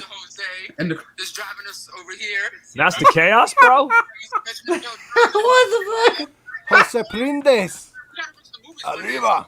Yeah, man. It was a pleasure. That's funny. It's just a really fun experience. And yeah, like we were sitting in the car for like an hour and a half with each other, taking him home because he lived near where we did. And it was just kind of That's like funny, man. It was fucking cool. He signed my Die Hard. He signed season 1 of my Family Matters DVD and shit. And now I always get him and Uncle Phil from Fresh Prince confused. So Winslow, he's still alive, right? Yeah, he's actually doing a convention. And that's what I thought. There's actually a convention coming around me. It's called like 90s Con. Dude, I want to go to that so bad. Fucking TLC. Oh, you saw that? TLC is going to be there. Some of the cast of Family Matters is going to be there. Yeah, Family Matters, TLC. It's got a lot of Nickelodeon people are going to be there and stuff. And I think even Kenan Thompson's going to be there, I think. Did they announce his ass? I think so, yeah. But Kel is not on there yet, which I thought for sure he would be the one that they'd get, Dude, Kel's fucking Christina cool. Ricci is like the big name right now. And then yeah. What's her name there? Sabrina the Teenage Witch is another. What's her name? She's there. Yeah. But I'm probably gonna hit that up. It's down. It's not too far from me actually, and I just thought it would be a little bit different. It's gonna come in. 90s Con is coming in March. So you live near there. I was thinking about trying to figure out how to get there and shit. Get there, man. Yeah. Like I think I'm gonna try to make that fucking happen, dude. I'm gonna have to. So it's just like people from 90s like movies and TV shows? Yeah, that's what it seems like. It's a lot of Nickelodeon stars, a lot of so it just was very different. So I was all about it, for sure. Oh fuck. Yeah, Kenan, about Kel Mitchell. Where I was at this little pop-up shop that they had and like got to do the interviews and stuff. It was kind of fun. That's great. Burger Bowls. That's amazing. Yeah. I know he's not like the biggest star, but to me he's fucking cool and he remembers me from all the dumb little things. It's kind of cool. No, I mean I've probably seen Good Burger about 1,000 times. So yeah. but did you get that bitch on Blu-ray? No, I didn't get it. I don't have it on Blu-ray. I know that. I've got it on Voodoo. Yeah. I got my shit signed, by 3 of the cast members, like some asshole. Wow. Yeah. So all right, UB, what you got over there? Up there. I always thought that this was one of my favorite photo things that I ever got back through the mail. It's the Halloween 2 cast picture. Wow. Signed by the guy that directed it, Rick Rosenthal. I can't get it close enough to show you, but Jamie Lee Curtis and all the main cast and crew are in it. That's fucking killer. It looks like the Shining picture at the end of the fucking show. It does. I was going to say that. It's like, yeah. And then you got Ridley Scott from Alien. Sweet. He sent that back. Dude, that's fucking killer. You got Ellen Burstyn from The Exorcist. Dude, I want to see what they're gonna do with her in that new Exorcist movie, dude. She's like what, 90? Wow. Yeah, that's what I was thinking too, man. She's like close to 90 years old. Like, what the frig? Yeah. And Charlie's CK, got a good autograph down there. I want to show you this one real quick too, because we were just talking about her. It's Kim Director from Blair Witch 2. We just did that, and I found. Did you see someone? I watched that the other night. I was kind of almost. I was in bed and I was watching it along with you guys actually, and I was looking at the comments and what did someone say? She's built like Tito Santana or something like that. Did you see that? Did somebody say that? I don't remember. I was like, random what? as fuck though. It is. That's like something somebody would say when they were like on. It was so random. I look at it, I go, am I like half sleeping right now? Is this person just say that? Like, it just was so funny. Yeah. Built like Tito Santana. What the fuck does that even mean? I don't think so. It's like, oh god. Yeah, but that's all I've got in terms of that. Now, there was a couple times when people would like be really cool. Like this guy sent me lobby cards of that's Roy Frumkes from Dawn of the Dead, Document of the Dead. He sent me lobby cards. Rogerio Diodato sent me like a bunch of pictures with him and Eli Roth for some reason, and Quentin Tarantino. Oh, that's awesome. Eli Roth got his name back in the mainstream. Yeah. Yeah, this is another one that I had. I might as well show. This is an old school bootleg DVD of Cannibal Holocaust back probably 20 years ago. And we were talking to Jason Schneeberger recently about him. He got the Fulci poster from, I think, Fangoria Weekend of Horrors in 96. He was talking about how Fulci signed it in odd places, right? He was known to sign stuff on the back of posters and just in weird spots. The same thing applies to Ruggero Deodato. Okay, so I can't read Italian. I don't know what in the fuck that says at all, but his actual signature is on the back of the DVD. Not only that, on the other flip side, he signed it again on the white side of the DVD. Oh. So this was. I was half asleep. I was half asleep. Wait, look at this shit. Was it you? I was Turo half asleep. Santana, not Turo Tito Santana. Oh, fuck. I was half sleeping. That makes more sense now. Yeah. Was it you, Mac Boy? Oh, God. Adam 80s fan is asking about the Madman Mars autograph. I have multiple Madman Mars autographs. And if we do a part 2, I will get those ready. I have like a poster, a lot of promo material. Like he gave me pretty much everything that he had at that Fright Night Fest and signed it, at least one apiece. So there's a lot of shit. So there's more than one Madman autograph in my collection, buddy. Is it my turn? Oh, it's your turn, right, Wes? I just got a couple of random odd ones that I was going to show.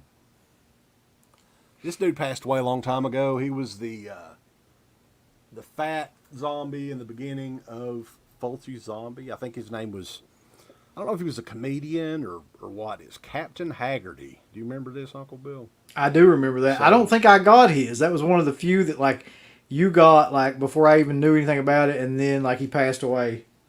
Yeah, so this was a photo that I'd printed out. You can clearly tell. He signed it. Right below our good buddy Mark Torgel. I don't know how much he was actually, I don't think how much he was actually acting in that movie. But these ones are fun right here. I was just going to briefly show them. I collected Troll 2 signatures for a while. And this was before anybody really knew what the hell Troll 2 was. So you can see I got the Preacher there. I can't remember the actors' names. What was her name, Uncle Bill? The witch lady? I can't remember. It's been Oh, God, dude. I have no idea now. I forget. yeah, so you all know them, but Oh my. yeah, and I've got I think I've got the entire cast of Troll 2. Now that was before even that documentary came out. Oh yeah. Wow. Yeah. Then you must have been hyped when that thing was coming out then. When I was first collecting for autographs and stuff, Michael Stevenson did not acknowledge Troll 2.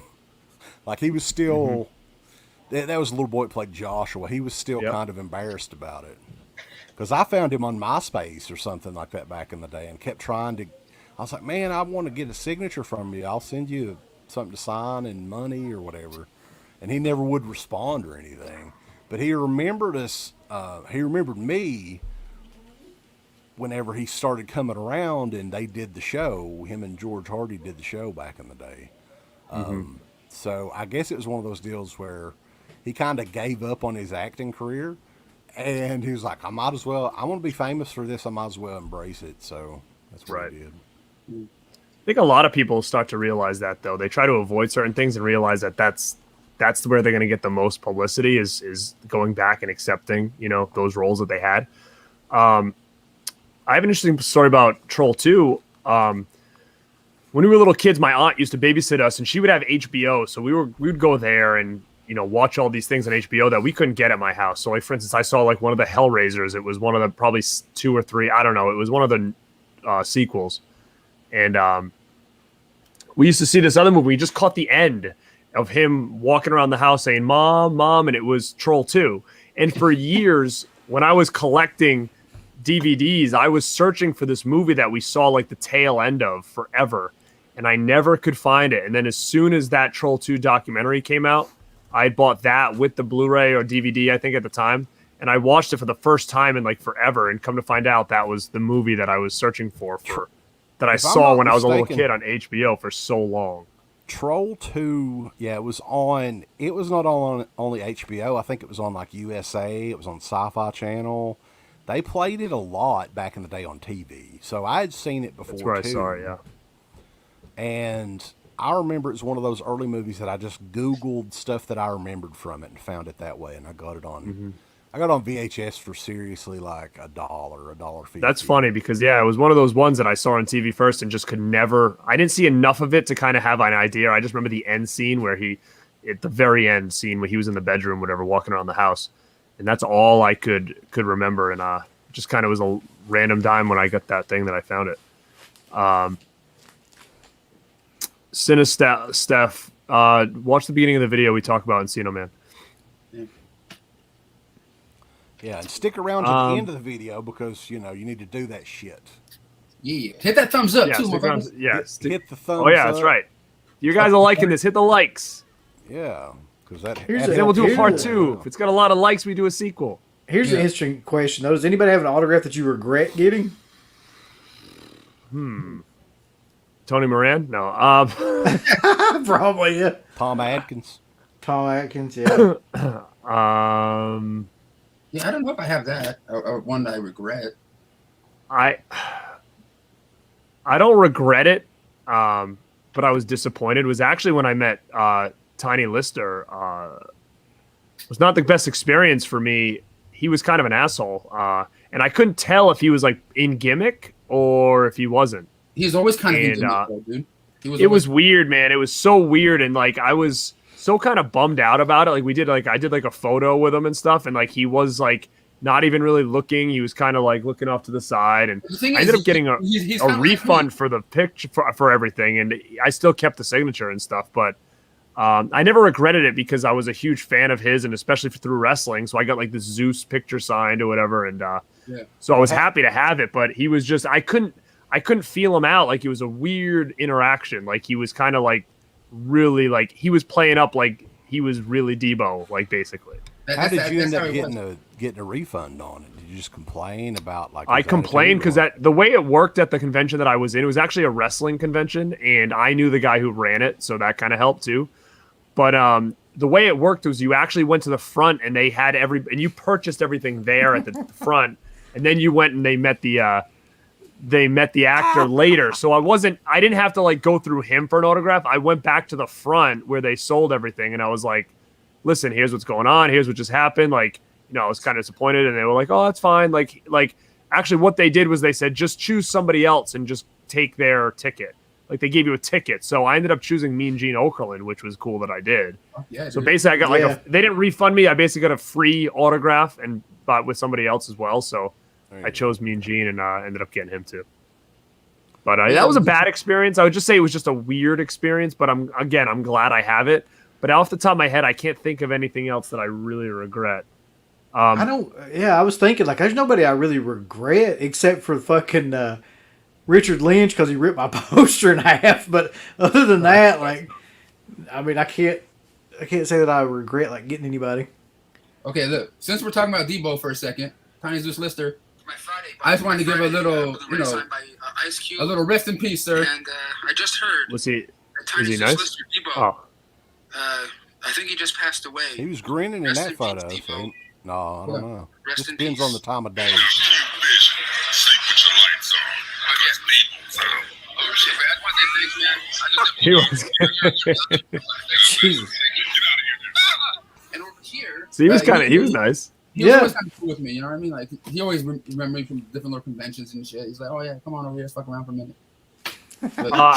I can talk about. Actually, I brought something out that I can run through really quick, and I don't regret this at all. I was just. Do you ever like get an autograph and realize you made a stupid decision? So we were talking about this earlier, where we could talk about like things that we regretted doing as we're early into the autograph scene. Oh, there we go. Okay.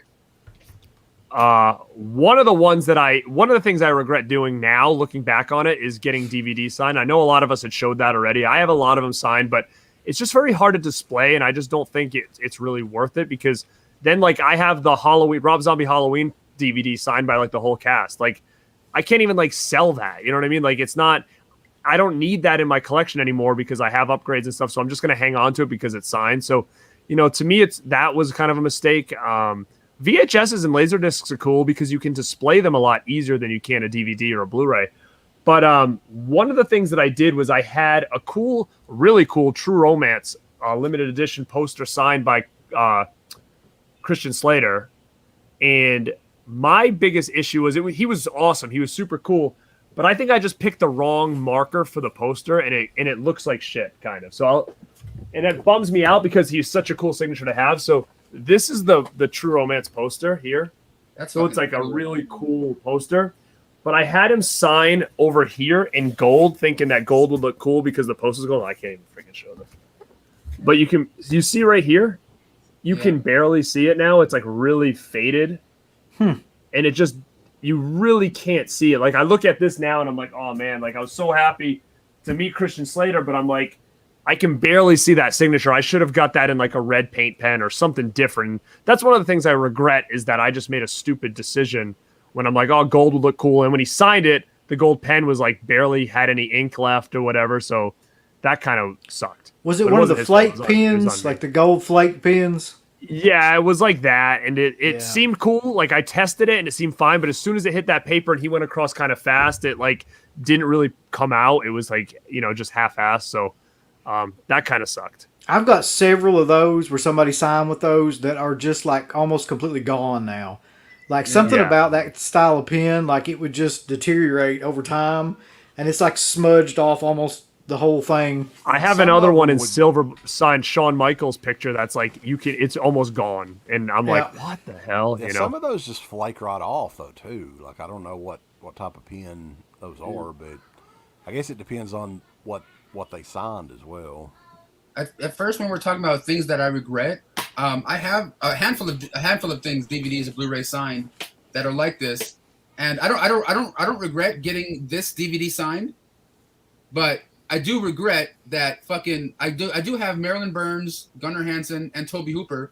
What I regret is telling Toby Hooper what my fucking name was to Brendan Toby Hooper. I'm like, fuck, you know what I mean? Like, so yeah, personalization is another thing that now that I've gotten a little bit older, I kind of regret doing, just because it's cool and it's sentimental, but at the same time, especially with like my name, like if you have a name that's not like, what can I do with it? Like once I'm gone, like it's not like ever going to do me any good or you know, anybody else. Like, you know, like even if I wanted to sell it off or told my son, like, hey, when I go, like if you want to sell anything, like no one's going to buy anything that says to Garrett on it. Like it's just a hard thing to do. So nowadays I try not to personalize, not that I'm going to get rid of it, but just from an investment purposes, that if I ever needed to. So that's another thing I would tell people, unless it's something that's really sentimental to you, like I wouldn't do that anymore. I kind of honestly regret that too, because everything, pretty much, I'd say 80% of the stuff that we got through the mail was personalized, just because you really couldn't get people to sign it unless it was, because they would be like, you're going to fucking, you know, sell it on eBay or something. So you would have to kind of do that angle. But yeah, man, like what are you going to do with it? And unless you can figure out a way, or somebody else can figure out a way to get that off there somehow or another. There are ways. I've done it on some, but you have to have, I can tell you right now how to get rid of personalization. The problem is it all depends on the type of paper it's on. So like if the poster has any gloss, or if you have an 8x10 that's like glossy, that's easy. You take, and it's crazy that this works, but if you take a erasable marker, you know, like a whiteboard marker, and you color over that, if you color over what you want gone, and then you take like a paper towel and wipe it, it takes everything off. It's freaking nuts. But I've done it before because Corey Feldman would not personalize for years. He decided he wasn't going to do that. So I had like something signed and I took that thing right off. Just because I had like Haym on it and all those other people, and it was like, I don't want just him to say to Garrett on there. So I don't know where so that works, but just be careful, everybody. Don't take what I said and do it, because it all depends on the paper. If the paper's not glossy, I don't know if it's going to work. Go through the fucking piece of paper or something. Yeah, I'm not even going to. Yeah, like it might leave smudges everywhere, and people are going to be pissed at me. No, but the thing is, like with Corey Feldman, like I met him once. I'm even in a documentary with him about like child stars and shit. You know, talking about the fan aspect of stuff. And I went to this convention to get his autograph, and Sean asked him to sign my shit. My Goonies posters right here. Sorry, Wes. And it fucking sucks. So, like, if you want him to to get to personalize it, $60 or whatever the fuck. To get him to not personalize it, it was like fucking $100 or $120. I'm like, just for you not to put my name on this bitch. Yeah, to you to have to write more, right? Yeah, I don't know, but like, because I think he thinks everybody is going on like this big like reselling of Corey Feldman stuff. Yeah, I know. It's kind of insane, but like, I still love the guy. He gave me at the convention and shit with his jacket and his glass. I'm like, come on, bro. Here's the thing: Corey Feldman is a little bit off. You know, he's a little out there. Yeah, a little bit. But here's the thing: I am gonna say, you know what? I'm a Corey Feldman fan. I always was since I was a kid, and it's one of those things like you cannot deny. Yeah. I think that guy should have been a bigger star than he had become, because when you look back on everything that we have, like I'm thinking of my movie room, and like, dude, there was a point in time where I first moved into my first condo, and I had all these posters on the wall, and I looked around, and I'm like, he was in this, he was in that. So I had like Friday 13th 4, I had Ninja Turtles, I had Lost Boys, I had Gremlins. Like every poster I had on my wall, I'm like, shit, Corey Feldman was in like every one of these damn movies. So like, to me, you can't deny, you know, how big that kid was back in our childhood, at least. No, I mean the two Coreys were the 80s, man. They were like, like everything about the 80s could be summed up with those two. Yeah. Yeah, Stand By Me and the Goonies, man. Like, those are two of my favorite. Goonies, that's another one. That's the other poster I have. Yeah.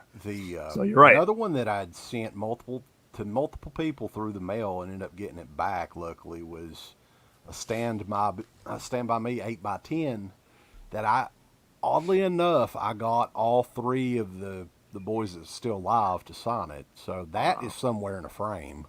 Where? Somewhere lost in a dream of mirrors. It's somewhere. I didn't throw it away. Wow. Must have the collection this guy has that he just can't find anything. I mean, Jesus. I'm jealous. Oh, if you even realize this. The amount of shit. I was going to show this one because you were talking about what's the deal? Right. So I grew up, this was like the gateway for me and getting like into horror movies and stuff as a really young kid. Still to this day, I have multiple copies of this, different versions. If I see this at Goodwill, I'm going to buy it. There's something wrong with me. But this one right here, somebody that was a listener of the show sent, and he found it in a thrift store. I've still got his letter in here too. I'll give him a shout out if he's still out there. Because this was around the time that we would read a story every Halloween from Scary Stories to Tell in the Dark. Andy Sinclair is his name. So, this one right here is signed by the artist, Stephen DeMille. But it's signed to Jessica. Well, shit. So, I thought that was pretty neat. Yeah. I'm guessing if you ever have a daughter, it's automatically going to be Jessica, right? Just so you can give that to her. Yeah. Sure. I might change my name to Jessica. He's going just change it to say just be Wesica, and then you can change Wesica. Seriously, the artwork and stuff in this, to me, is really what made these stories. I mean, it gave them a certain style, you know. Yeah, they tried to create with that movie. That movie fucking sucks. It didn't work. No. I didn't like the way they did it. I didn't like it. It was such an easy formula, man. Why couldn't you just do an anthology or something like that? I agree. Of I think that was kind of like my issue with Goosebumps too, in a way, is that I just wish they would have, and even Fear Street, like I thought it was good, but kind of wish you would have just taken the stories and just made them adaptations, you know? That's what I would have liked, but you know. A Hellord signed CD, those are kind of rare. Yeah, you have to go to Germany for those. Yeah, I think it's easier finding the Screaming Till You Like It Ghoulies 7-inch. All right, I'm gonna go, Okay. and I'm gonna do this because if Tony Moran's still in here, I'll do this for him. So I just think this is a really unique item. It's not rare. It's not like, wow, this is, you can't get this autograph or whatever. And I don't know how it's going to show in here, but I just think just the way it was done and stuff is Danielle Harris. Yep. And it's a shadow box of the mask and then scissors. And she actually signed the scissors in red. So I thought that was, I have this displayed in my movie room. So to me, that's a pretty cool item just because it just was different. And, the signature came out fantastic with the red pen on the blade of the scissors. And I just think that to me, that's a really good piece. It's just unique, I think. Now, is that something that she was doing, or is that something that you brought and like? No, yeah, I made it. Like in my head, I'm thinking cool. I thought like I had this vision in my head to like shadow box it with the mask, and I bought the mask and I bought the scissors and I kind of lined them up, be like, okay, it'll work in the shadow box.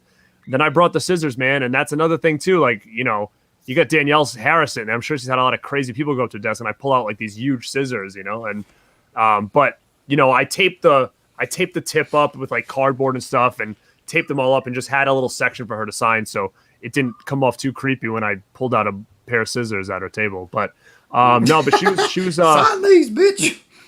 she was super cool, and I've always been a fan of Danielle as well. And if you guys don't know, Danielle and Scout, which I will say I'm a huge fan of both. They just announced today that they are starting a podcast together. So, God, it's a horror movie. It's a horror podcast. Fuck was that? What? Hey, I'm in. Hey. I'm all in, guys. I'm all in. Danielle Harris and Scout, buddy. I'm all in on that podcast. They're gonna have Tony Moran on there. Because I don't know why you would do this for me, Danielle. You know I'm sitting over here drinking my liquor and nobody's getting my autograph. Maybe we can get them to. I would love to do a Rob Zombie Halloween watch along with the Scout and Danielle. You know that thing with Tony Moran that never happened with Tony Moran and her. No, going to her house. I just do it with us. I think she thought that. Like maybe not bring him to the house. Yeah. I did post a comment on her Instagram today that I thought was pretty funny.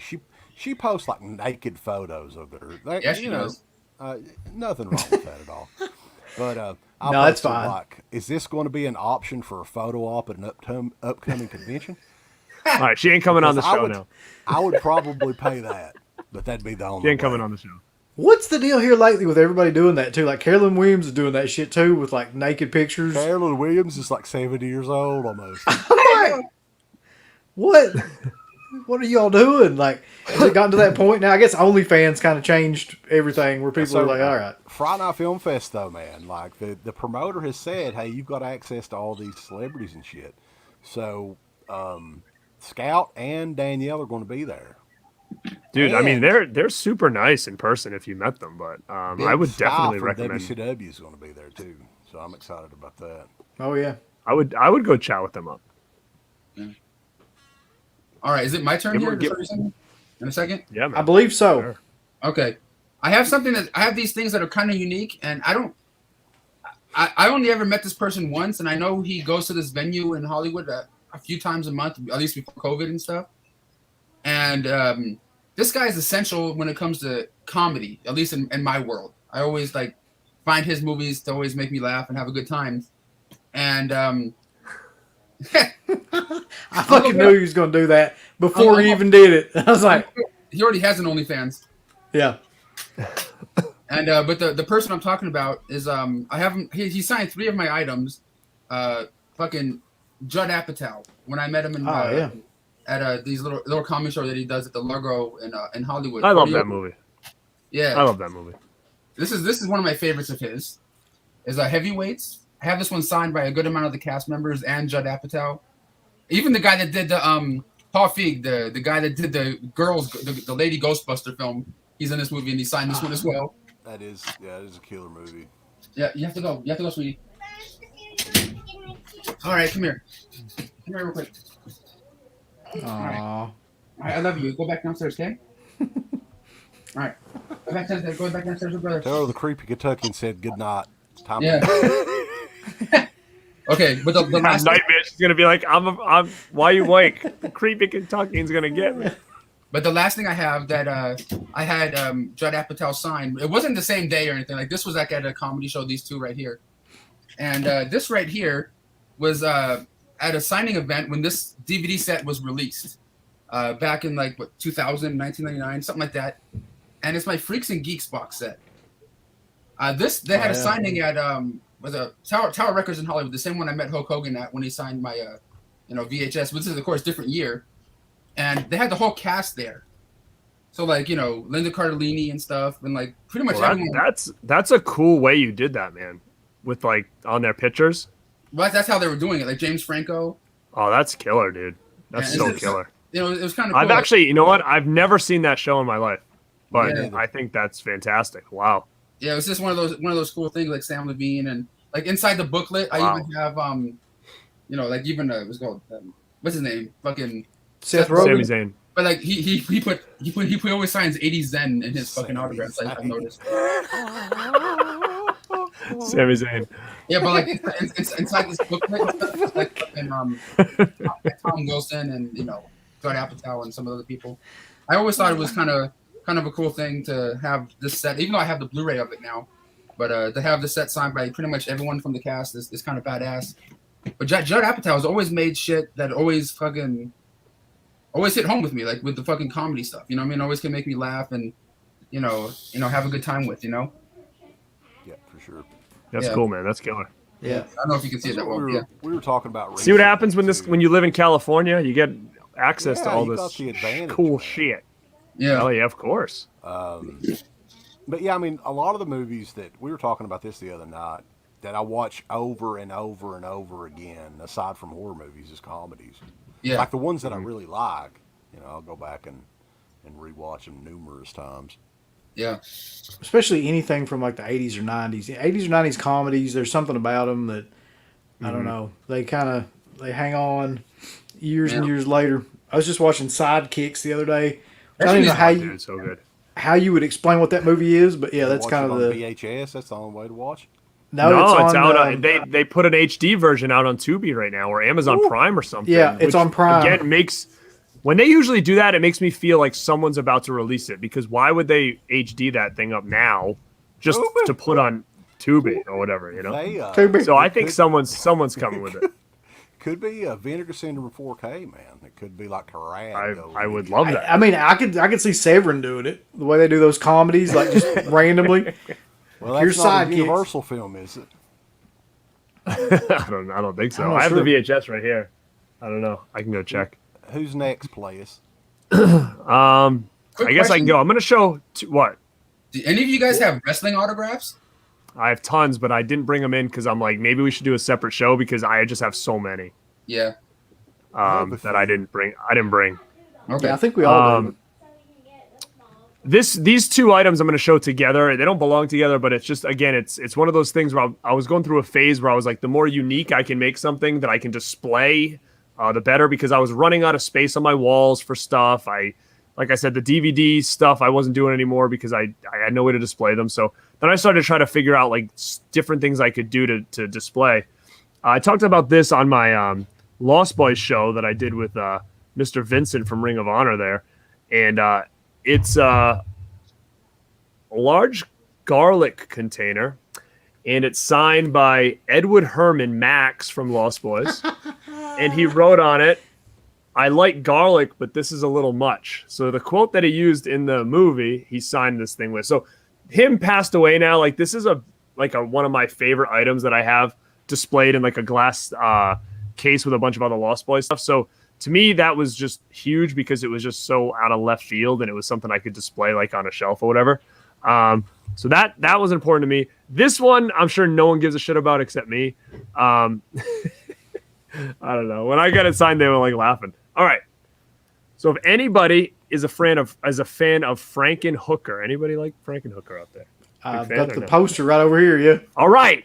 Good. So you understand. I had that talking box VHS and I gave it away, and I was very upset that I did that. So if you know the movie really well, this is a bottle of Beaujolais. Okay. And on one side, I've got James Lentz on here. And then on the other side, I've got Patty Mullen here. And on the front, he wrote, you really you really like that Beaujolais, don't you? Which is a line that he said in the movie that I always thought was funny. Was a funny line to me. Like for some reason that line always like cracked me up when he was like giving her the Beaujolais at dinner with like the dead head or whatever like that. And I always thought that was a hilarious line. So when I met them in like 2015 or whatever, I had this bottle here, so I brought it and had them sign it. So again, something I can display on a shelf that's just very different and not like a poster or anything else. So it's cool because I got Patty Mullen and James on there and that nice little quote. So yeah, again, the only thing better you could have gotten signed would have been like Super Crack. So if you got like a bag of Super Crack and got them to sign that. So yeah, so a big Frankenhooker fan. I remember picking that VHS up in the store when I was younger and just like kind of fall in love with the wackiness of it. All right, well I'll go real quick. This is another one from Slippy's auctions back before like that. Those 2 or 3 people got in there that would spend like $500 to $1,000 on everything. Jesus Christ, man! Even fucking Sean Clark, man, Jesus. Yeah, Sean Clark didn't even know anything about it during this time. Yeah. This is a zombie statue that if you turn it to the bottom, it's signed by most of the entire cast. Dude, that's crazy. Al Cliver, man. Robert Kerman, Al Cliver, Audubon del Aqua, Richard Johnson. Yeah. A lot of those people passed away now, I think. Yeah, they're not around anymore. But I just thought that the fucking statue itself was amazing. Oh my god, it's so nice. Let alone, that's crazy. Yeah. That's like one of those limited edition deals, right? Yeah. Yeah, well, it's something Slippy had, so you know it's worth a goddamn fortune. But I always now that wasn't one of your highest priced collectibles that you've ever paid for, or what? No, man. Like I'm telling you, back then when he was doing the auctions, like when we would do chats and stuff like that, he was doing auctions that way. And this would have been, I don't know, 10, 15 years ago or something like that. That stuff was super cheap. Like it wasn't like when you got that for the price that you got it at, he was probably inside like crumbling. One of the cool things I remember getting from Sleepy too is where he would work on these DVDs and stuff at the time. He'd have like promo materials and stuff that he wanted rid of that was used on those DVDs, like trailers and stuff like that. So it was a pretty cool time to get some stuff from Sleepy at closeout prices. Yeah, and he got to a point where I think that he was saying that he had so much stuff, like he didn't even care anymore, and he was like donating all the money to charity and all this stuff. So he didn't give a shit. Like if you paid $50 or $1,000, really. Yeah, that's crazy. Speaking of Sleepy, though, I'd actually sent him a message today because he was one of the only people that I knew that had one of these things. Mega rare. And I don't know if you guys remember, we're all around close to the same age, so maybe. Like video stores back in the day would have these light boxes from Media Home Entertainment. Oh, yeah. Yep. You could interchange like little Mylar posters that you could take in and out. He was one of the only people I knew that had one that was in pretty good condition, still working and everything. And I sent him a message because I was like, hell, fuck it, he might sell it. And of course, he's already sold it. So I'm at the point now where I want to just get somebody to make me a light box that'll work with this thing, because I've had it. I'll show you guys. I have had it in this sleeve for like 15 years or longer, and it is Texas Chainsaw Massacre 2, signed by Bill Johnson. Wow, dude. Wow. It's like the 3D Mylar. It's like yeah, man. I would, if anybody out there knows how to make a frame for that thing, that would be so killer to have up there, man. Yeah. Yeah. The bad thing is, like I said, it's 3D, so it would have to be just some sort of thing it could slide down over. It couldn't have a frame over it, unfortunately. Well, what about if it was almost like if you take that measurement and you almost get like a shadow box, kind of like I did with this, the mask and stuff, but have it so where that can fit in, and it's got space about that much where the glass is, Yeah, you could. That might not be a bad idea.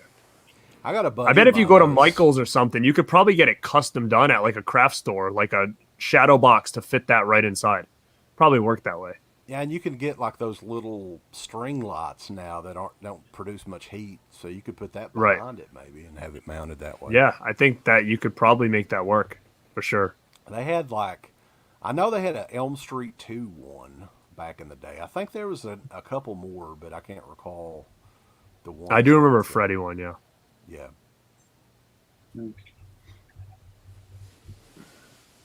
Video store, right, you up? man. A lot of people now don't realize how cool it was.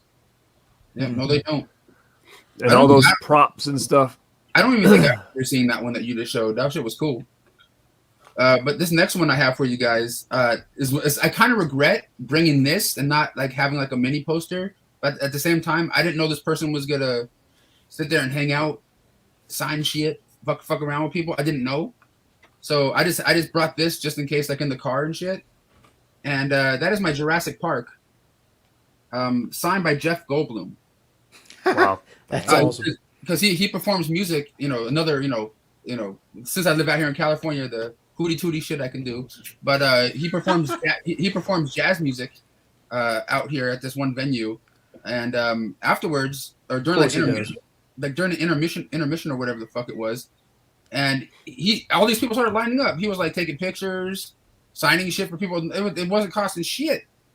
And so I'm like, you know what? He was just chilling. I'm just like, hey, is it cool if I ask you a couple questions for my little YouTube vlog? He didn't give a fuck. Like, so it was kind of cool. I wish I brought like LA guy over here. Yeah. Mm-hmm. It was to me. It was just like I paid $20 to go see the show, got an autograph, got the video, and I was like, okay, fuck.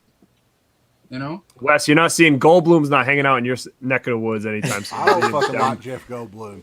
Jeff Goldblum and Sam Neill. Not a fan. You don't like him? No. Wow, you must hate Jurassic Park then, don't you? Yeah, that's got to be his least favorite movie. Yeah. I do have a Jeff Goldblum autograph signed on a fly poster, but it was too big for me to bring out, so I didn't bring it out today. But I had to pay for mine. I didn't get a free one. I've just got to know, like, he was doing jazz. Like, what was he doing? Was he singing or like playing something? Playing the piano, and this shit's kind of funny because when he's fucking playing his music, and he's kind of like what's that? Bob Marley. You know when Bob Marley like would play his guitar, he's like, yeah, like all that shit. Like Jeff Goldblum's playing, like he'd be playing his fucking piano, and like he like doing like he's blind and shit sometimes. Whatever the fuck, but like. Well, that looks entertaining as fuck right there. Just think about Bob Marley doing this with his guitar, but like Jeff Goldblum doing that with jazz music, brother. Yeah, I just in a million years would have never imagined him doing that. I didn't even know he did that either. He's not bad. There's two people though. I saw Corey Feldman perform live his music, which you know how that goes. And then I also saw Kiefer Sutherland. I saw him play live, and he did the same thing. He signed. I got my poster right there, signed for free by Kiefer. Play like a country music or Americana. It's like rock. It's kind of like rockabilly, almost like a little bit. Like I would say, it's not bad. It was okay. I saw him live. He played here in my state, so I went down there early, and he got there, and he came out of his bus, and I was lucky enough to get a picture with him on the street and then sign that for free, which was huge because I can only imagine how much he would have probably cost if I had to pay for it. So, but yeah, so I saw him live, and then I did see Corey Feldman live in Atlantic City, actually.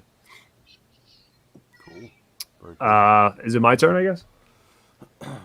I think we're just doing whatever at this point. Here's another cool prop thing that I bought, and then had signed. So this is a bucket replica from Carrie.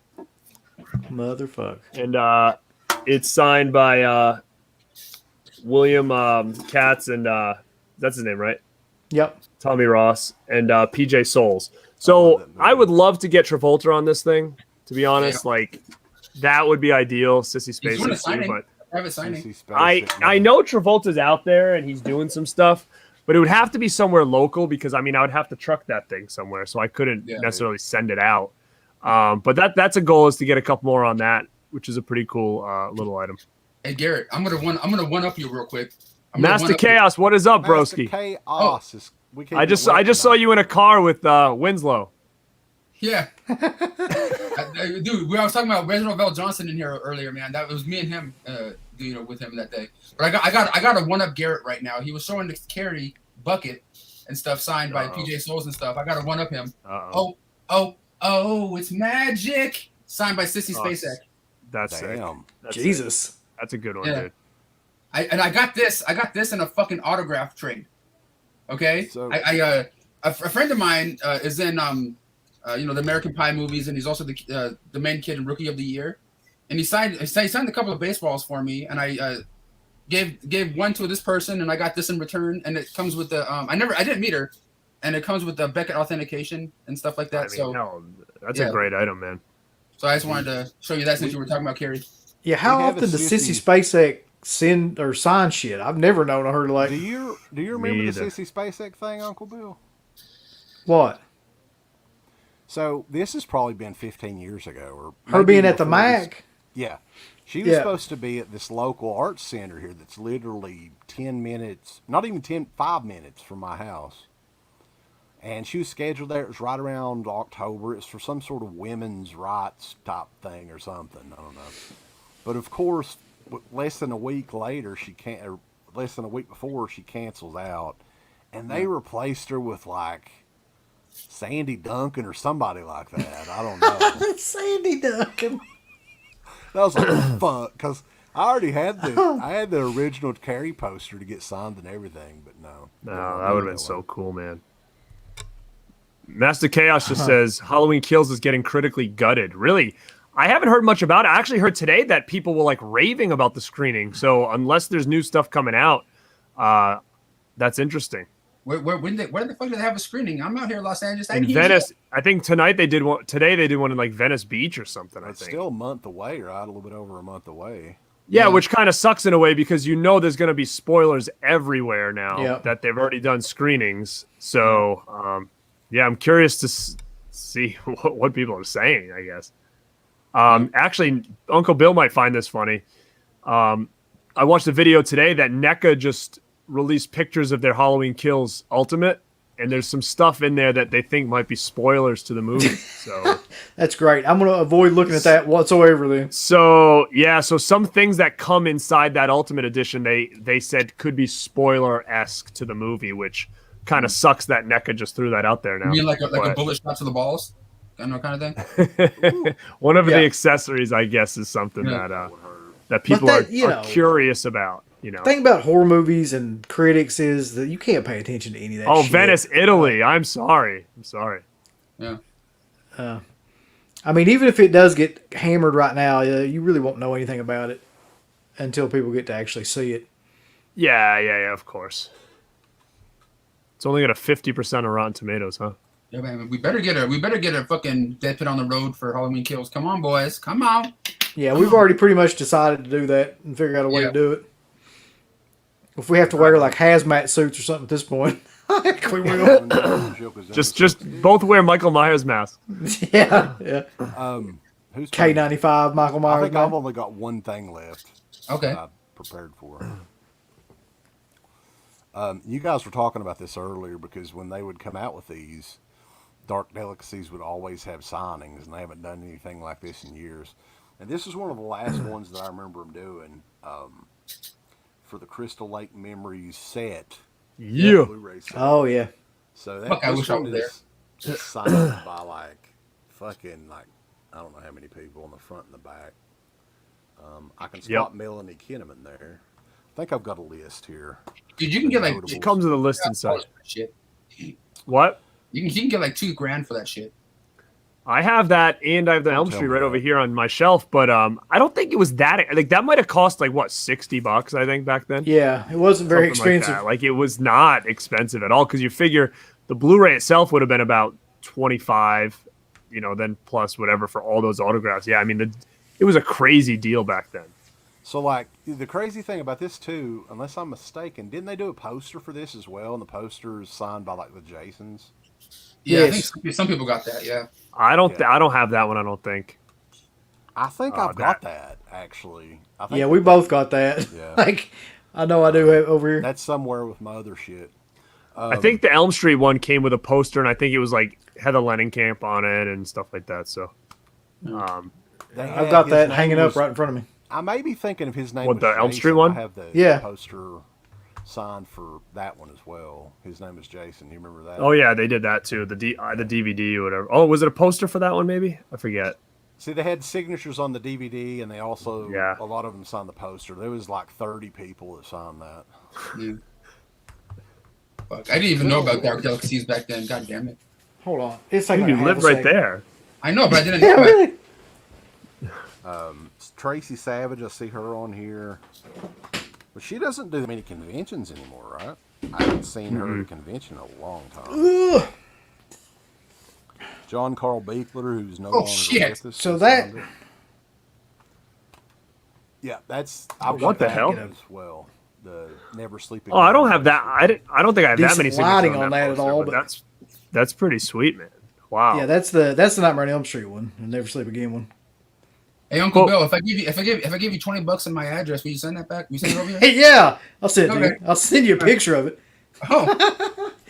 Wow. So how did that work? Because I have the DVD, the Blu-ray signed by all those people. How did that work? Did that come with that, or was that a separate purchase for the poster? Do you remember? No, it came with it, from what I remember. I better go look at mine then. Did you get the Blu-ray done or a DVD? Wasn't that one folded? Wasn't it folded in the poster? Or was that one rolled? It was rolled. It's not folded. I'm getting these confused. Did you have, oh yeah, I don't think I have that then if it's rolled. There's no way. Did you get the Blu-ray signed as well or no? I freaking really can't remember. I don't even know. I don't think the Blu-ray is signed. No, mine's not signed. What is he going like? Yeah. He's like, damn it, I didn't get it. His OCD gets the best of him every time we talk about this shit. Yeah, that you guys have something that I'm like, what the hell? What was funny, though, is when all this stuff was going on, we made the rule to never bring up Dark Delicacies on the show because we're thinking, once this gets out and everyone knows about it, then I just have this. Yeah. And then I have this. And I don't think I have. Well, good, Dean. I've got something you don't finally. No. So no posters, brother. Look at it. The heck? Look at it. No, that's sweet. I would rather take the poster than these Blu-rays if you want to trade. No, I'm good. You had his name was Jason poster because I think there was more signatures on that one as well. You know what I did? I think I may have. I don't know. It might be inside the DVD. I'll have to go check. Was it folded? Yeah, mine's inside the DVD still, and it's. I think I have that then. It's like maybe the most signed item I've got, probably. Like it's signed. When's Shout Factory Year 3? When's Year 3 coming? Very soon, actually. Yeah, I've got to prepare one musical number for it, and and then we're good to go. It's gonna be a fun show. I'm looking forward to it. I have something. Go ahead. We don't really have to prepare much for it. That's Garrett's deal. He's the one that bought all those Blu-rays and stuff. So yep. I don't know if I have all of them from Year 3, but yeah, when we post that it's coming, share that video around. We want it to be a big one. I swear to God, that's the funniest shit ever. Though we were going through that last batch, and like he had every single one. He had shit that nobody even heard of. The worst of the worst. Yeah. I have something over here that's multi-signed, and my buddy Master Chaos knows exactly what I'm about to show right here. And not a lot of people have this. I mean, these people do conventions, but one of the people on here does not. And I never met any of these people. And I got this from one of the autograph companies and stuff that I talk about on my videos. Oh shit! My screen poster signed by Nev Campbell, Skeet Ulrich, Matthew Lillard, and Courtney Cox. Motherfucker. Where's Wes Craven at? Where's Wes Craven? What? Oh, where's Wes Craven? Yeah. You want to know about? You Don't want to know about Wes challenge him. Craven? Only Like you shouldn't challenge him. ballers have Wes Craven. Hey, motherfucker! Hey, this is like I said. I regret this shit, motherfucker. It comes in this case right here too, bitch. But listen, to Brendan, Wes Craven, when I met him at Fangoria Weekend of Horror back in the day. There you go. Motherfucker! But to Brendan, ain't worth shit. Oh, it's on a snapper case. I don't count. Yo, fuck you. Oh Fuck shit! you, man. Wes Craven, bitch. Wes Craven, bitch. His autograph is kind of like Daniel Harris in a way. It's just kind of like, is the pen working? He was the one that I got through the mail back in the day. I sent it to whatever his production company was or whatever. Yeah. And yeah, that's the one that I was like, holy shit, I cannot believe that he sent this back. That's amazing, man. Well, if you're on So a Nev I Campbell would train, I want to show really quick. probably kill him for that fucking Scream poster, though. Like, that's pretty badass. I don't know. You want to make that? I don't know. Maybe he'll do the Elm Street for the Scream train. Look what Nev Campbell put, dude. You sick fucks, and then there's a character name and shit. Yep. I don't know. Can we see a live trade right now? The Elm Street for that? No. No. I was thinking about maybe adding like Roger Jackson, the voice of Ghostface, is gonna be at Days of the Dead, and like. You might as well. Just make sure it's in silver, bro. Yeah, it has to be the same fucking color pen, or it's gonna be fucked. Yeah. But yeah. So, Nev Campbell, I have her autograph too. I don't know if this is still gonna work, but we'll see. So I have it on this phone here. Oh fuck. Oh, come on. I was supposed to talk? This is the last person you're ever gonna see alive. That's fucking sick. I want that too. Give me that fucking phone. So I have that phone signed by Nev Campbell. The only bad thing is that's like, it's just like it's on a shelf and it. You're a survivor, aren't you, Sydney? So I can't really like. To be a survivor if everyone close to you. It's not like I can just put it in a case or anything like that. So that kind of sucks that it's just out in the open. So it just kind of sits there on a shelf. But I thought it was a kind of a unique item. Yeah. Somebody wants to know if we have any Stan Winston or Tom Savini autographs. I've got a Dick Smith autograph and a ton of Savini stuff. I've got some Savini. I have a Monkey Shines poster signed by Savini. I have something else signed by him too. I think Friday 13th, and there's one more. I think maybe like a Grindhouse. Why? If someone wants that, I'd be willing to sell the Grindhouse Savini sign poster. It's 11 by 17. Grand Illusions book signed by Savini too. That's a pretty cool book. I think he used to sell it at conventions. I don't know if he still does. It's the most fun he ever had standing up. Yeah. I heard you want to try his pepperoni loaf. Yes, Master Chaos. I'll leave it in my will. So Good call, Lepke. Oh yeah, that's right. Savini is going to be at Chiller. I'm going to be there. I'm going to be at Chiller next month. The reason I have Savini, don't know if I'm going to get Savini. Though, is, he was kind of a dickhead, but he always signed for free back in the day. That was back That's right. He was. That Grindhouse poster that I have was the first time I met him, and he was a dickhead. I think I told that story. I went up to him, and like he was the first person. I was all excited. It was one of my first conventions, and I ran up to his table. I'm like, Tom Savini. I'm like, all right, man. I was like, how are you today? He's like, tired. That's what he said to me. Yeah. I was like, oh shit. It's like the biggest buzzkill. I was like so excited. It was like one of the first conventions I went to, and yeah, I got like a grind. He's like, which one do you want? It was like I think Grindhouse had just come out like right around that time. So I got the 11 by 17 and he signed it. So yeah, I have too many Savinis. So if anybody's interested, let me know. I don't think it's personalized or anything. But yeah, I'll be at Chiller. And actually, Wes, you know what's pretty cool is the one person at Chiller that I'm excited to meet, and I'm purchasing a poster right now for it, is the kid from Salem's Lot, Mark. It's his first ever convention appearance. So I'm going to get him signed on a Salem's Lot poster. So that's kind of one of my big reasons to go there. Scott Baio's going to be there, but I don't know if I'm going to mess with him or not. Yeah, you are. But hey, what am I going to get? What am I going to get? I was thinking, do I get a Zapp's poster signed? I mean, I don't know what I would get with him. Yeah. You know? What you get? But guys, we're speaking of Tom Savini, okay? You guys know how I do my DVD videos. I go out on Tuesdays, look at new releases. I go and buy DVDs, shit, Blu-rays in my videos. And this involves Master Chaos that's in the live chat right now. Me and him went to Amoeba Records in Hollywood, and we kind of went hoarding up with fucking Tom Savini, and he showed us his pickups. How do these guys like when you're just sticking cameras in their phones in their faces all the time? I just asked. You know, I'm not just like, hey, motherfucker. You know, I'm just like, hey, look over here, brother.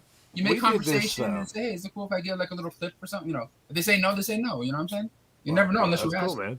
The cameo reviews that we did, and Savini was probably the nicest one on there. Like he was showing his collection, and you got to see the swimming pool in the backyard, you know, that he got at Walmart. Yeah. Stuff like that. It's pretty neat. Did you see Cosmo Bubba's message? That was funny. I just think it's funny that fucking Tom Savini was in the video talking about his hoardings and shit. It's kind of funny. I met Savini once with a friend of mine, and the friend was so starstruck that she forgot how to talk. Savini looks at me and goes, "Is she always like this?" Funny Savini story though. Like we do have a pleasant Savini story, I guess, because Michael Felcher's like best friends with Savini. So for years we were talking about our initial experience that was at that Horror Find show in Maryland back 2004. And Uncle Bill's like a mega Savini fan before we met him, right? And then he kind of, he's Savini, he's kind of a dickhead or whatever, but I think Felcher goes up to Savini while we were at our booth and said, "These guys are going to come up to you. I want you to fuck with them a little bit, So I don't know exactly what what did Savini exactly say to you? I know he cussed at you or something. He was like, "Fuck you," or something. Yeah, this is a great story. So yeah, Felcher went up to him before and kind of told him like, this guy's going to come up and like he's into this kind of thing. Just kind of like fucking tear into him and say a bunch of shit to him. And so I walk up and I think I said something like, "Hey man, like I loved you in such and such movie or whatever like that." And he goes, he said something like, "Yeah, I was in it. What the fuck of it?" And he was like, yeah. He just started like everything I would say to him, he was like, "Yeah, what the fuck of it? What about it?" Yeah. It just kind of like acted like that. And then like I turn around and Felcher is like dying laughing, like at a table over from where he's at. And so after that, Savini was just like really, really cool. He was cool that time. Like after, I guess Felcher talked to him and everything. He was nice the second time I met him, I have to say. I met him again. I gave him a second chance. I needed my Monkey Shines poster signed. So he was cool there at the second time I met him. Yeah, I can't say anything bad about the man. Oh, if you went hoarding with him, I guess you can, right? Well, I didn't. He was just cool. there. That's pretty cool. My friend, Master Chaos and shit. But yeah. Oh, he was just there. He was just there, looking for movies. Oh, that's pretty cool. But like you said, that like some people think like I just put the camera. I'm just like fucking there, and they're there shopping. Hey, bitch, say something, fucker. Like no, I asked. You know what I'm saying? Like, it's just like ate breakfast with Feeny, shared a table. He very pissed looking. Yeah, I mean, he kind of always has that look though. You can't ever tell like what his mood is based on that. So who's next? Yeah, I'm out. Like I'm tapping out. I don't have anything else left. Really. I have something. I have I'm one sure no one has. You got something, Garrett? Yeah, I'll throw one more up. Yeah. My brother made this poster. It's pretty cool. It was a mashup between Terminator and They Live, and I got it signed by Piper. So it's kind of cool just because he's passed now. So that was the only other one I really wanted to kind of show, I think. That's badass. Your brother made that? Yeah, for a while I was having him make mashup posters. You should see the other one I have. So my brother made this poster for me to sign. And we took Terminator and They Live and mashed it. And he did another one where what's up? No pressure. That would be a hell of a T-shirt. This I can probably get you the picture. That's you know the other one I did was I met the cast from the Warriors and he made. I'll have to go get it. He actually made that Lost Boys poster. He made the exact replica, but instead of the Lost Boys cast, it's the Warriors cast. So it's all the Warriors, but in that exact same format, like that same picture with the red behind it. So I had a couple cast members sign that. So he created that too, which was pretty cool. Speaking of Piper, woo baby. Oh yeah. Baby. Oh yeah. That's one autograph that I never got, oddly enough. I met him, but I bought an item for him to sign that I never got to get him to sign. It was like you remember the old school WWF magazines that were like painted drawings or whatever? And it was it was the Christmas one with Piper on it, and there's a Christmas tree, and that would have been so killer. But yeah, I think he passed away that same year. I got that, or the next year. I don't know if he was always like this, but he was so freaking nice. I don't know if Brendan can say the same, but man, he was so nice and so genuine. And I had my buddy with me, and my buddy had a kid, and he's like picking the kid up, and my buddy's got pictures of him holding his daughter. I mean, he was like, and here's the one thing about Piper I will say, which is pretty telling, is when you look around a convention, you see all these people at their table sitting behind their table. Rowdy Piper did not sit at his table one time. He was the only person always standing. Yeah. He was standing in front of his table. You came up, he signed your stuff on his table, he bent over, signed it, and he stood in the front of his table and like greeted people as they come up. And that's just one thing that you notice that you never see that kind of thing happening. You know, you look over a lot of times and people are, even when they have nobody at the table, they're sitting at the table on their phones, texting. Yeah. Rowdy Piper, no one's at his table. He was standing in front of his table and people walking by, he would wave and stuff. And I don't know if it was for him, like, that's how you sell. Like, you know, like maybe it was kind of like, you know, people are going to be more apt to come over to me if I'm doing this, but it was just different and unique. And he was so genuinely nice that that's what I can say about him. I will always say though, as far as wrestlers go, going back, I think Piper, even though he's not living, he's a legend, known as one of the all-time greats, but I still think that his legacy, he's underrated, man, because had Piper not been that hated back in the day, the Hulkster would have never got as over as he was. So that, it wasn't Hogan alone, it was Piper that started that shit too. I mean, do you think that Piper's overlooked in a sense because he never held the world championship, so he's kind of looked like, do you feel that is what kind of, he was never considered world champion, so that's why he gets looked over? I mean, what do you... People don't think of the effect that he had, because in the mid-'80s, wrestling was as popular as it ever was up until the Stone Cold Rock era, you know, and he was the bad guy. Piper was the man, you know, that he was the evil dude that Hogan had to go up against. So a lot of people don't really talk about that. You know, you don't really, I don't think that Piper gets his due when it comes to that early, you know, little asshole character that got the Hulkster all riled up back in the rock and wrestling era. Yeah. I will say that he's up there in like the nicest wrestlers that I've ever met by far. Yeah. Definitely. But no Tom Atkins slander on the show yet, really. I mean, I kind of... Somebody started it. Asking about that, but yeah, nothing in detail, no. I want to give Tom Atkins a break. It's bad enough that he has to carry a colostomy bag with him everywhere. Here we go. God damn it. Well, speaking of wrestlers that are no longer here anymore, I have this piece right here. Well, two of the people are still around. One person that signed this is no longer with us, and this one comes. I only met one. I only met Bret Hart that signed this one, but this one comes with a letter of a letter of authenticity from PSA, and that is the Hart Foundation. Signed by, Enzo, Bret, and Jimmy. Very cool. That's cool, man. I like that. They were always one of my favorite teams. Yeah, me too. Yeah, when I was growing up, that was definitely probably my favorite team. I've got a signed magazine with them on it too. Yeah. Agree. Them and the Rockers were like my two favorites growing up as a kid. But I'm pretty much tapped out over here. I have a couple things, but if anybody wants to see what else I have, go check out my early Karate Kid collectibles video, because that's all I have is a couple Karate Kid items left.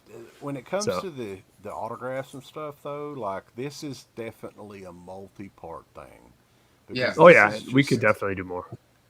There's just so much fucking shit. I really do need to sell some of this stuff, to be honest with you, because if I don't, I'm either going to I maybe have lost some of it, I don't know, or it's going to get ruined or whatever. So I got the perfect thing to end this show. He's off somewhere. He's in a dungeon.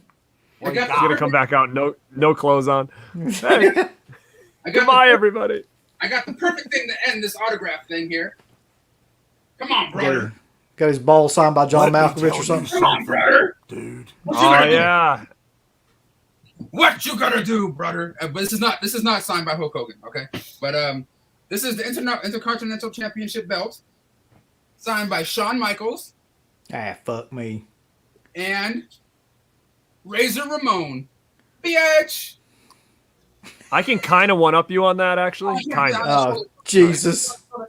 I'm not gonna do it right now, but I'll save it for the next one. So you kind of one up me because I have the exact same Intercontinental Championship, the white, signed by Shawn Michaels in the exact same spot.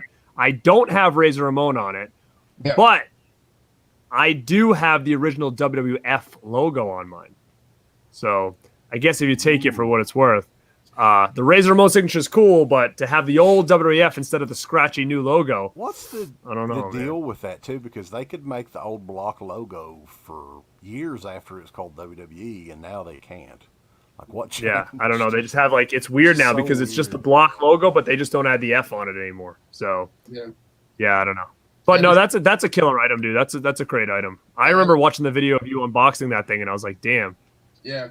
So where did you get that?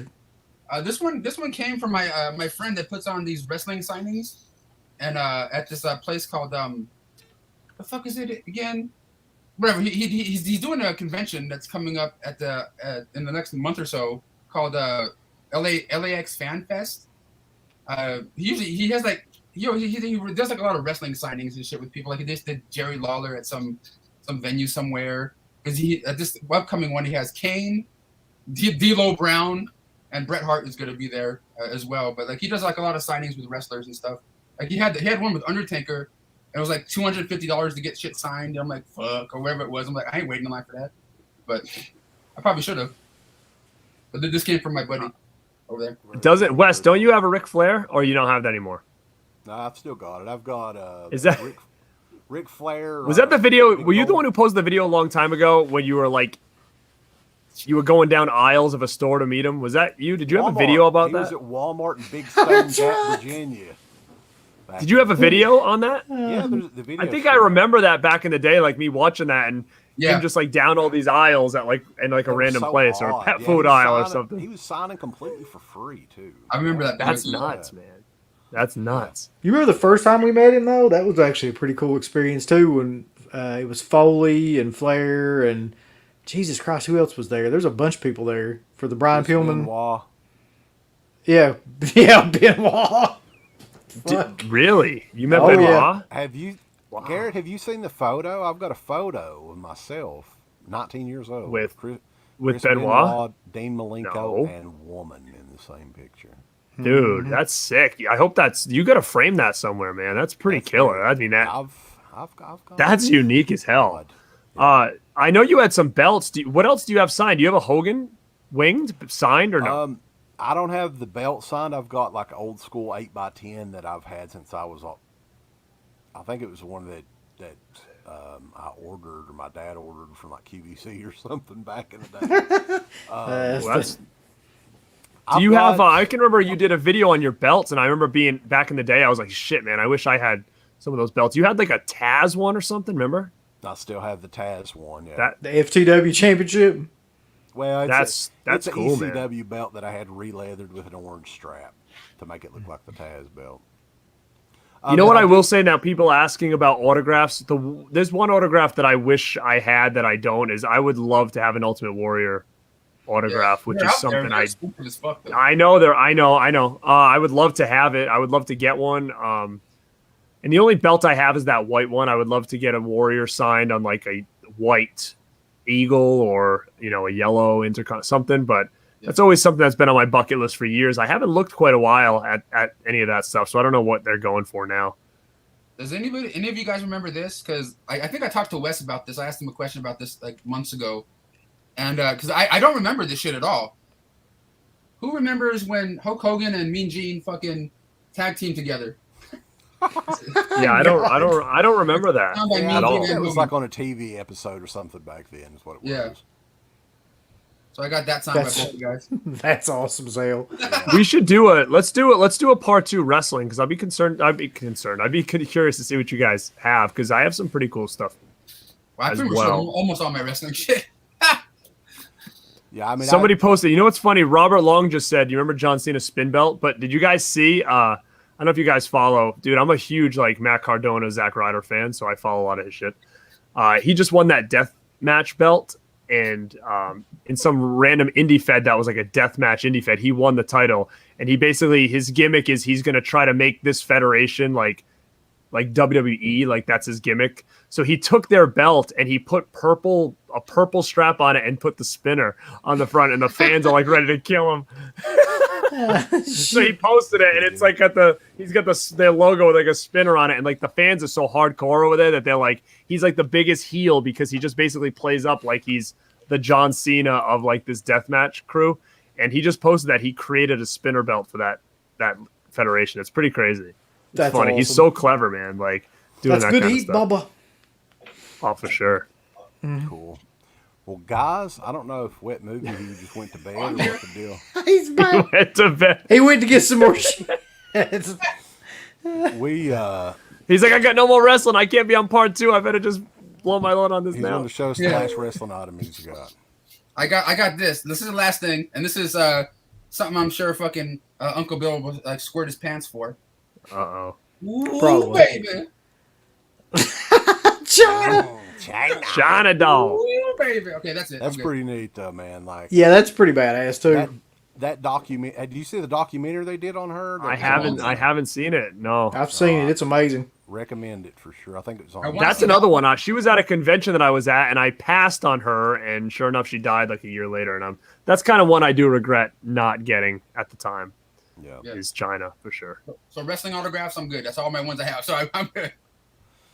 Well, guys, what is it? It's 2.5 fucking hours. This is one of the longest live streams. That's probably the longest stream we've had, I think, in a while. Yeah. So my wife's going to kill me, but get off here. Well, you knew it was going to be like that though, because there's so much shit. God damn. Well, with 4 people too, I'm sure it was a lot harder. You know. Yeah, I mean, this sort of thing, like I was saying, I mean, it's just because we did the autograph through the mail thing for 3 or 4 years. You know, just that, and then we went to conventions for like 7 or 8 years. So, yeah, there's lots of stuff to get into. We should definitely do a part 2. If not wrestling, we could just do more cool stuff that we got. So, but yeah, I mean, Brandon, we appreciate you joining us, man. It's good getting you on here on a semi-regular basis, talking about some random stuff. Let's do it. Yeah, thank you guys for tuning in for this 2.5 hour chat. Look at these. God damn it. Yeah, that's what I'm looking at. I was thinking about that like, too. I'm like, do I leave it for the morning or do I do it now? Yeah. But yeah, guys, we appreciate it for sure. Buy my shirt. Shop.deadpit.com. Buy my shirt. That's about as direct as it gets. I want it to be the #1 seller on that site. Let's go. Look for the Chop to it poster coming soon on t-shirt. I can maybe get some. If we think of some cool ideas, I can probably have him try to mash some stuff up for sure. Yeah, that was badass. On I didn't see the Warriors one, but I can imagine. I mean, it's a good idea. I'll bring it in next time. And the Ghostbusters cereal, I own it. I haven't eaten it, so I did grab a box. Yep. I'm actually looking forward to the movie too. So. But yeah, we got Scream Factory Year 3. That's going to be coming up soon. You Wet Movie, you have anything coming up on your channel that you know about, or just pretty much the same old shit just that I do stuff? Yeah. Yes, Lepke. Look here. Shop.deadpit.com. They just put up a new store, and yes, they have the first ever Born to Be Rad shirt. So grab yours. You can get hoodies, you can get tanks, you can get baseball tees, you can multicolors. Buy it, take a picture wearing it, and I'll post it on all my social media stuff. Oh, shit. Cool. Also, is there going to be an Anchor Bay Part 2? I would love to. Sure. I'm assuming there will be soon. We've only got so much time, though, is the thing. Like some of this stuff may have to wait a little while because we got we're supposed to be doing the Last House on Left thing at some point. Oh fuck! That's too much shit. We got too much shit to do. This is stupid. Too much fucking shit. The return of Saturday Nightmares is a week from this coming Saturday. We're going to have Michael Slipcase Felcher and Don May Jr. on When Worlds Collide. Ooh, that's awesome, dude. That's going to be a great show.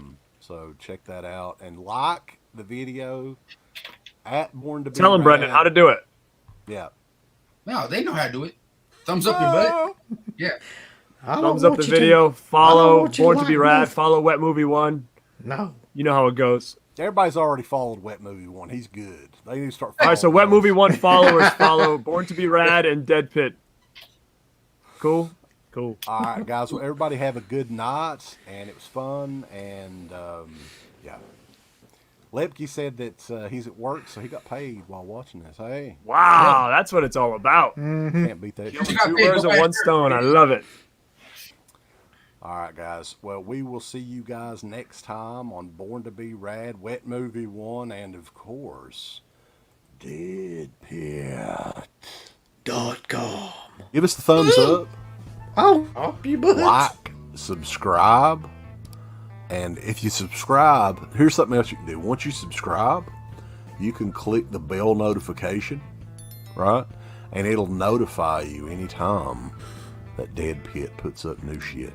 Or don't. I really don't give a if you do or I don't. want you to. I want you to. I don't care. Let's keep our community growing here on YouTube. I don't like it. I don't want you to touch nothing.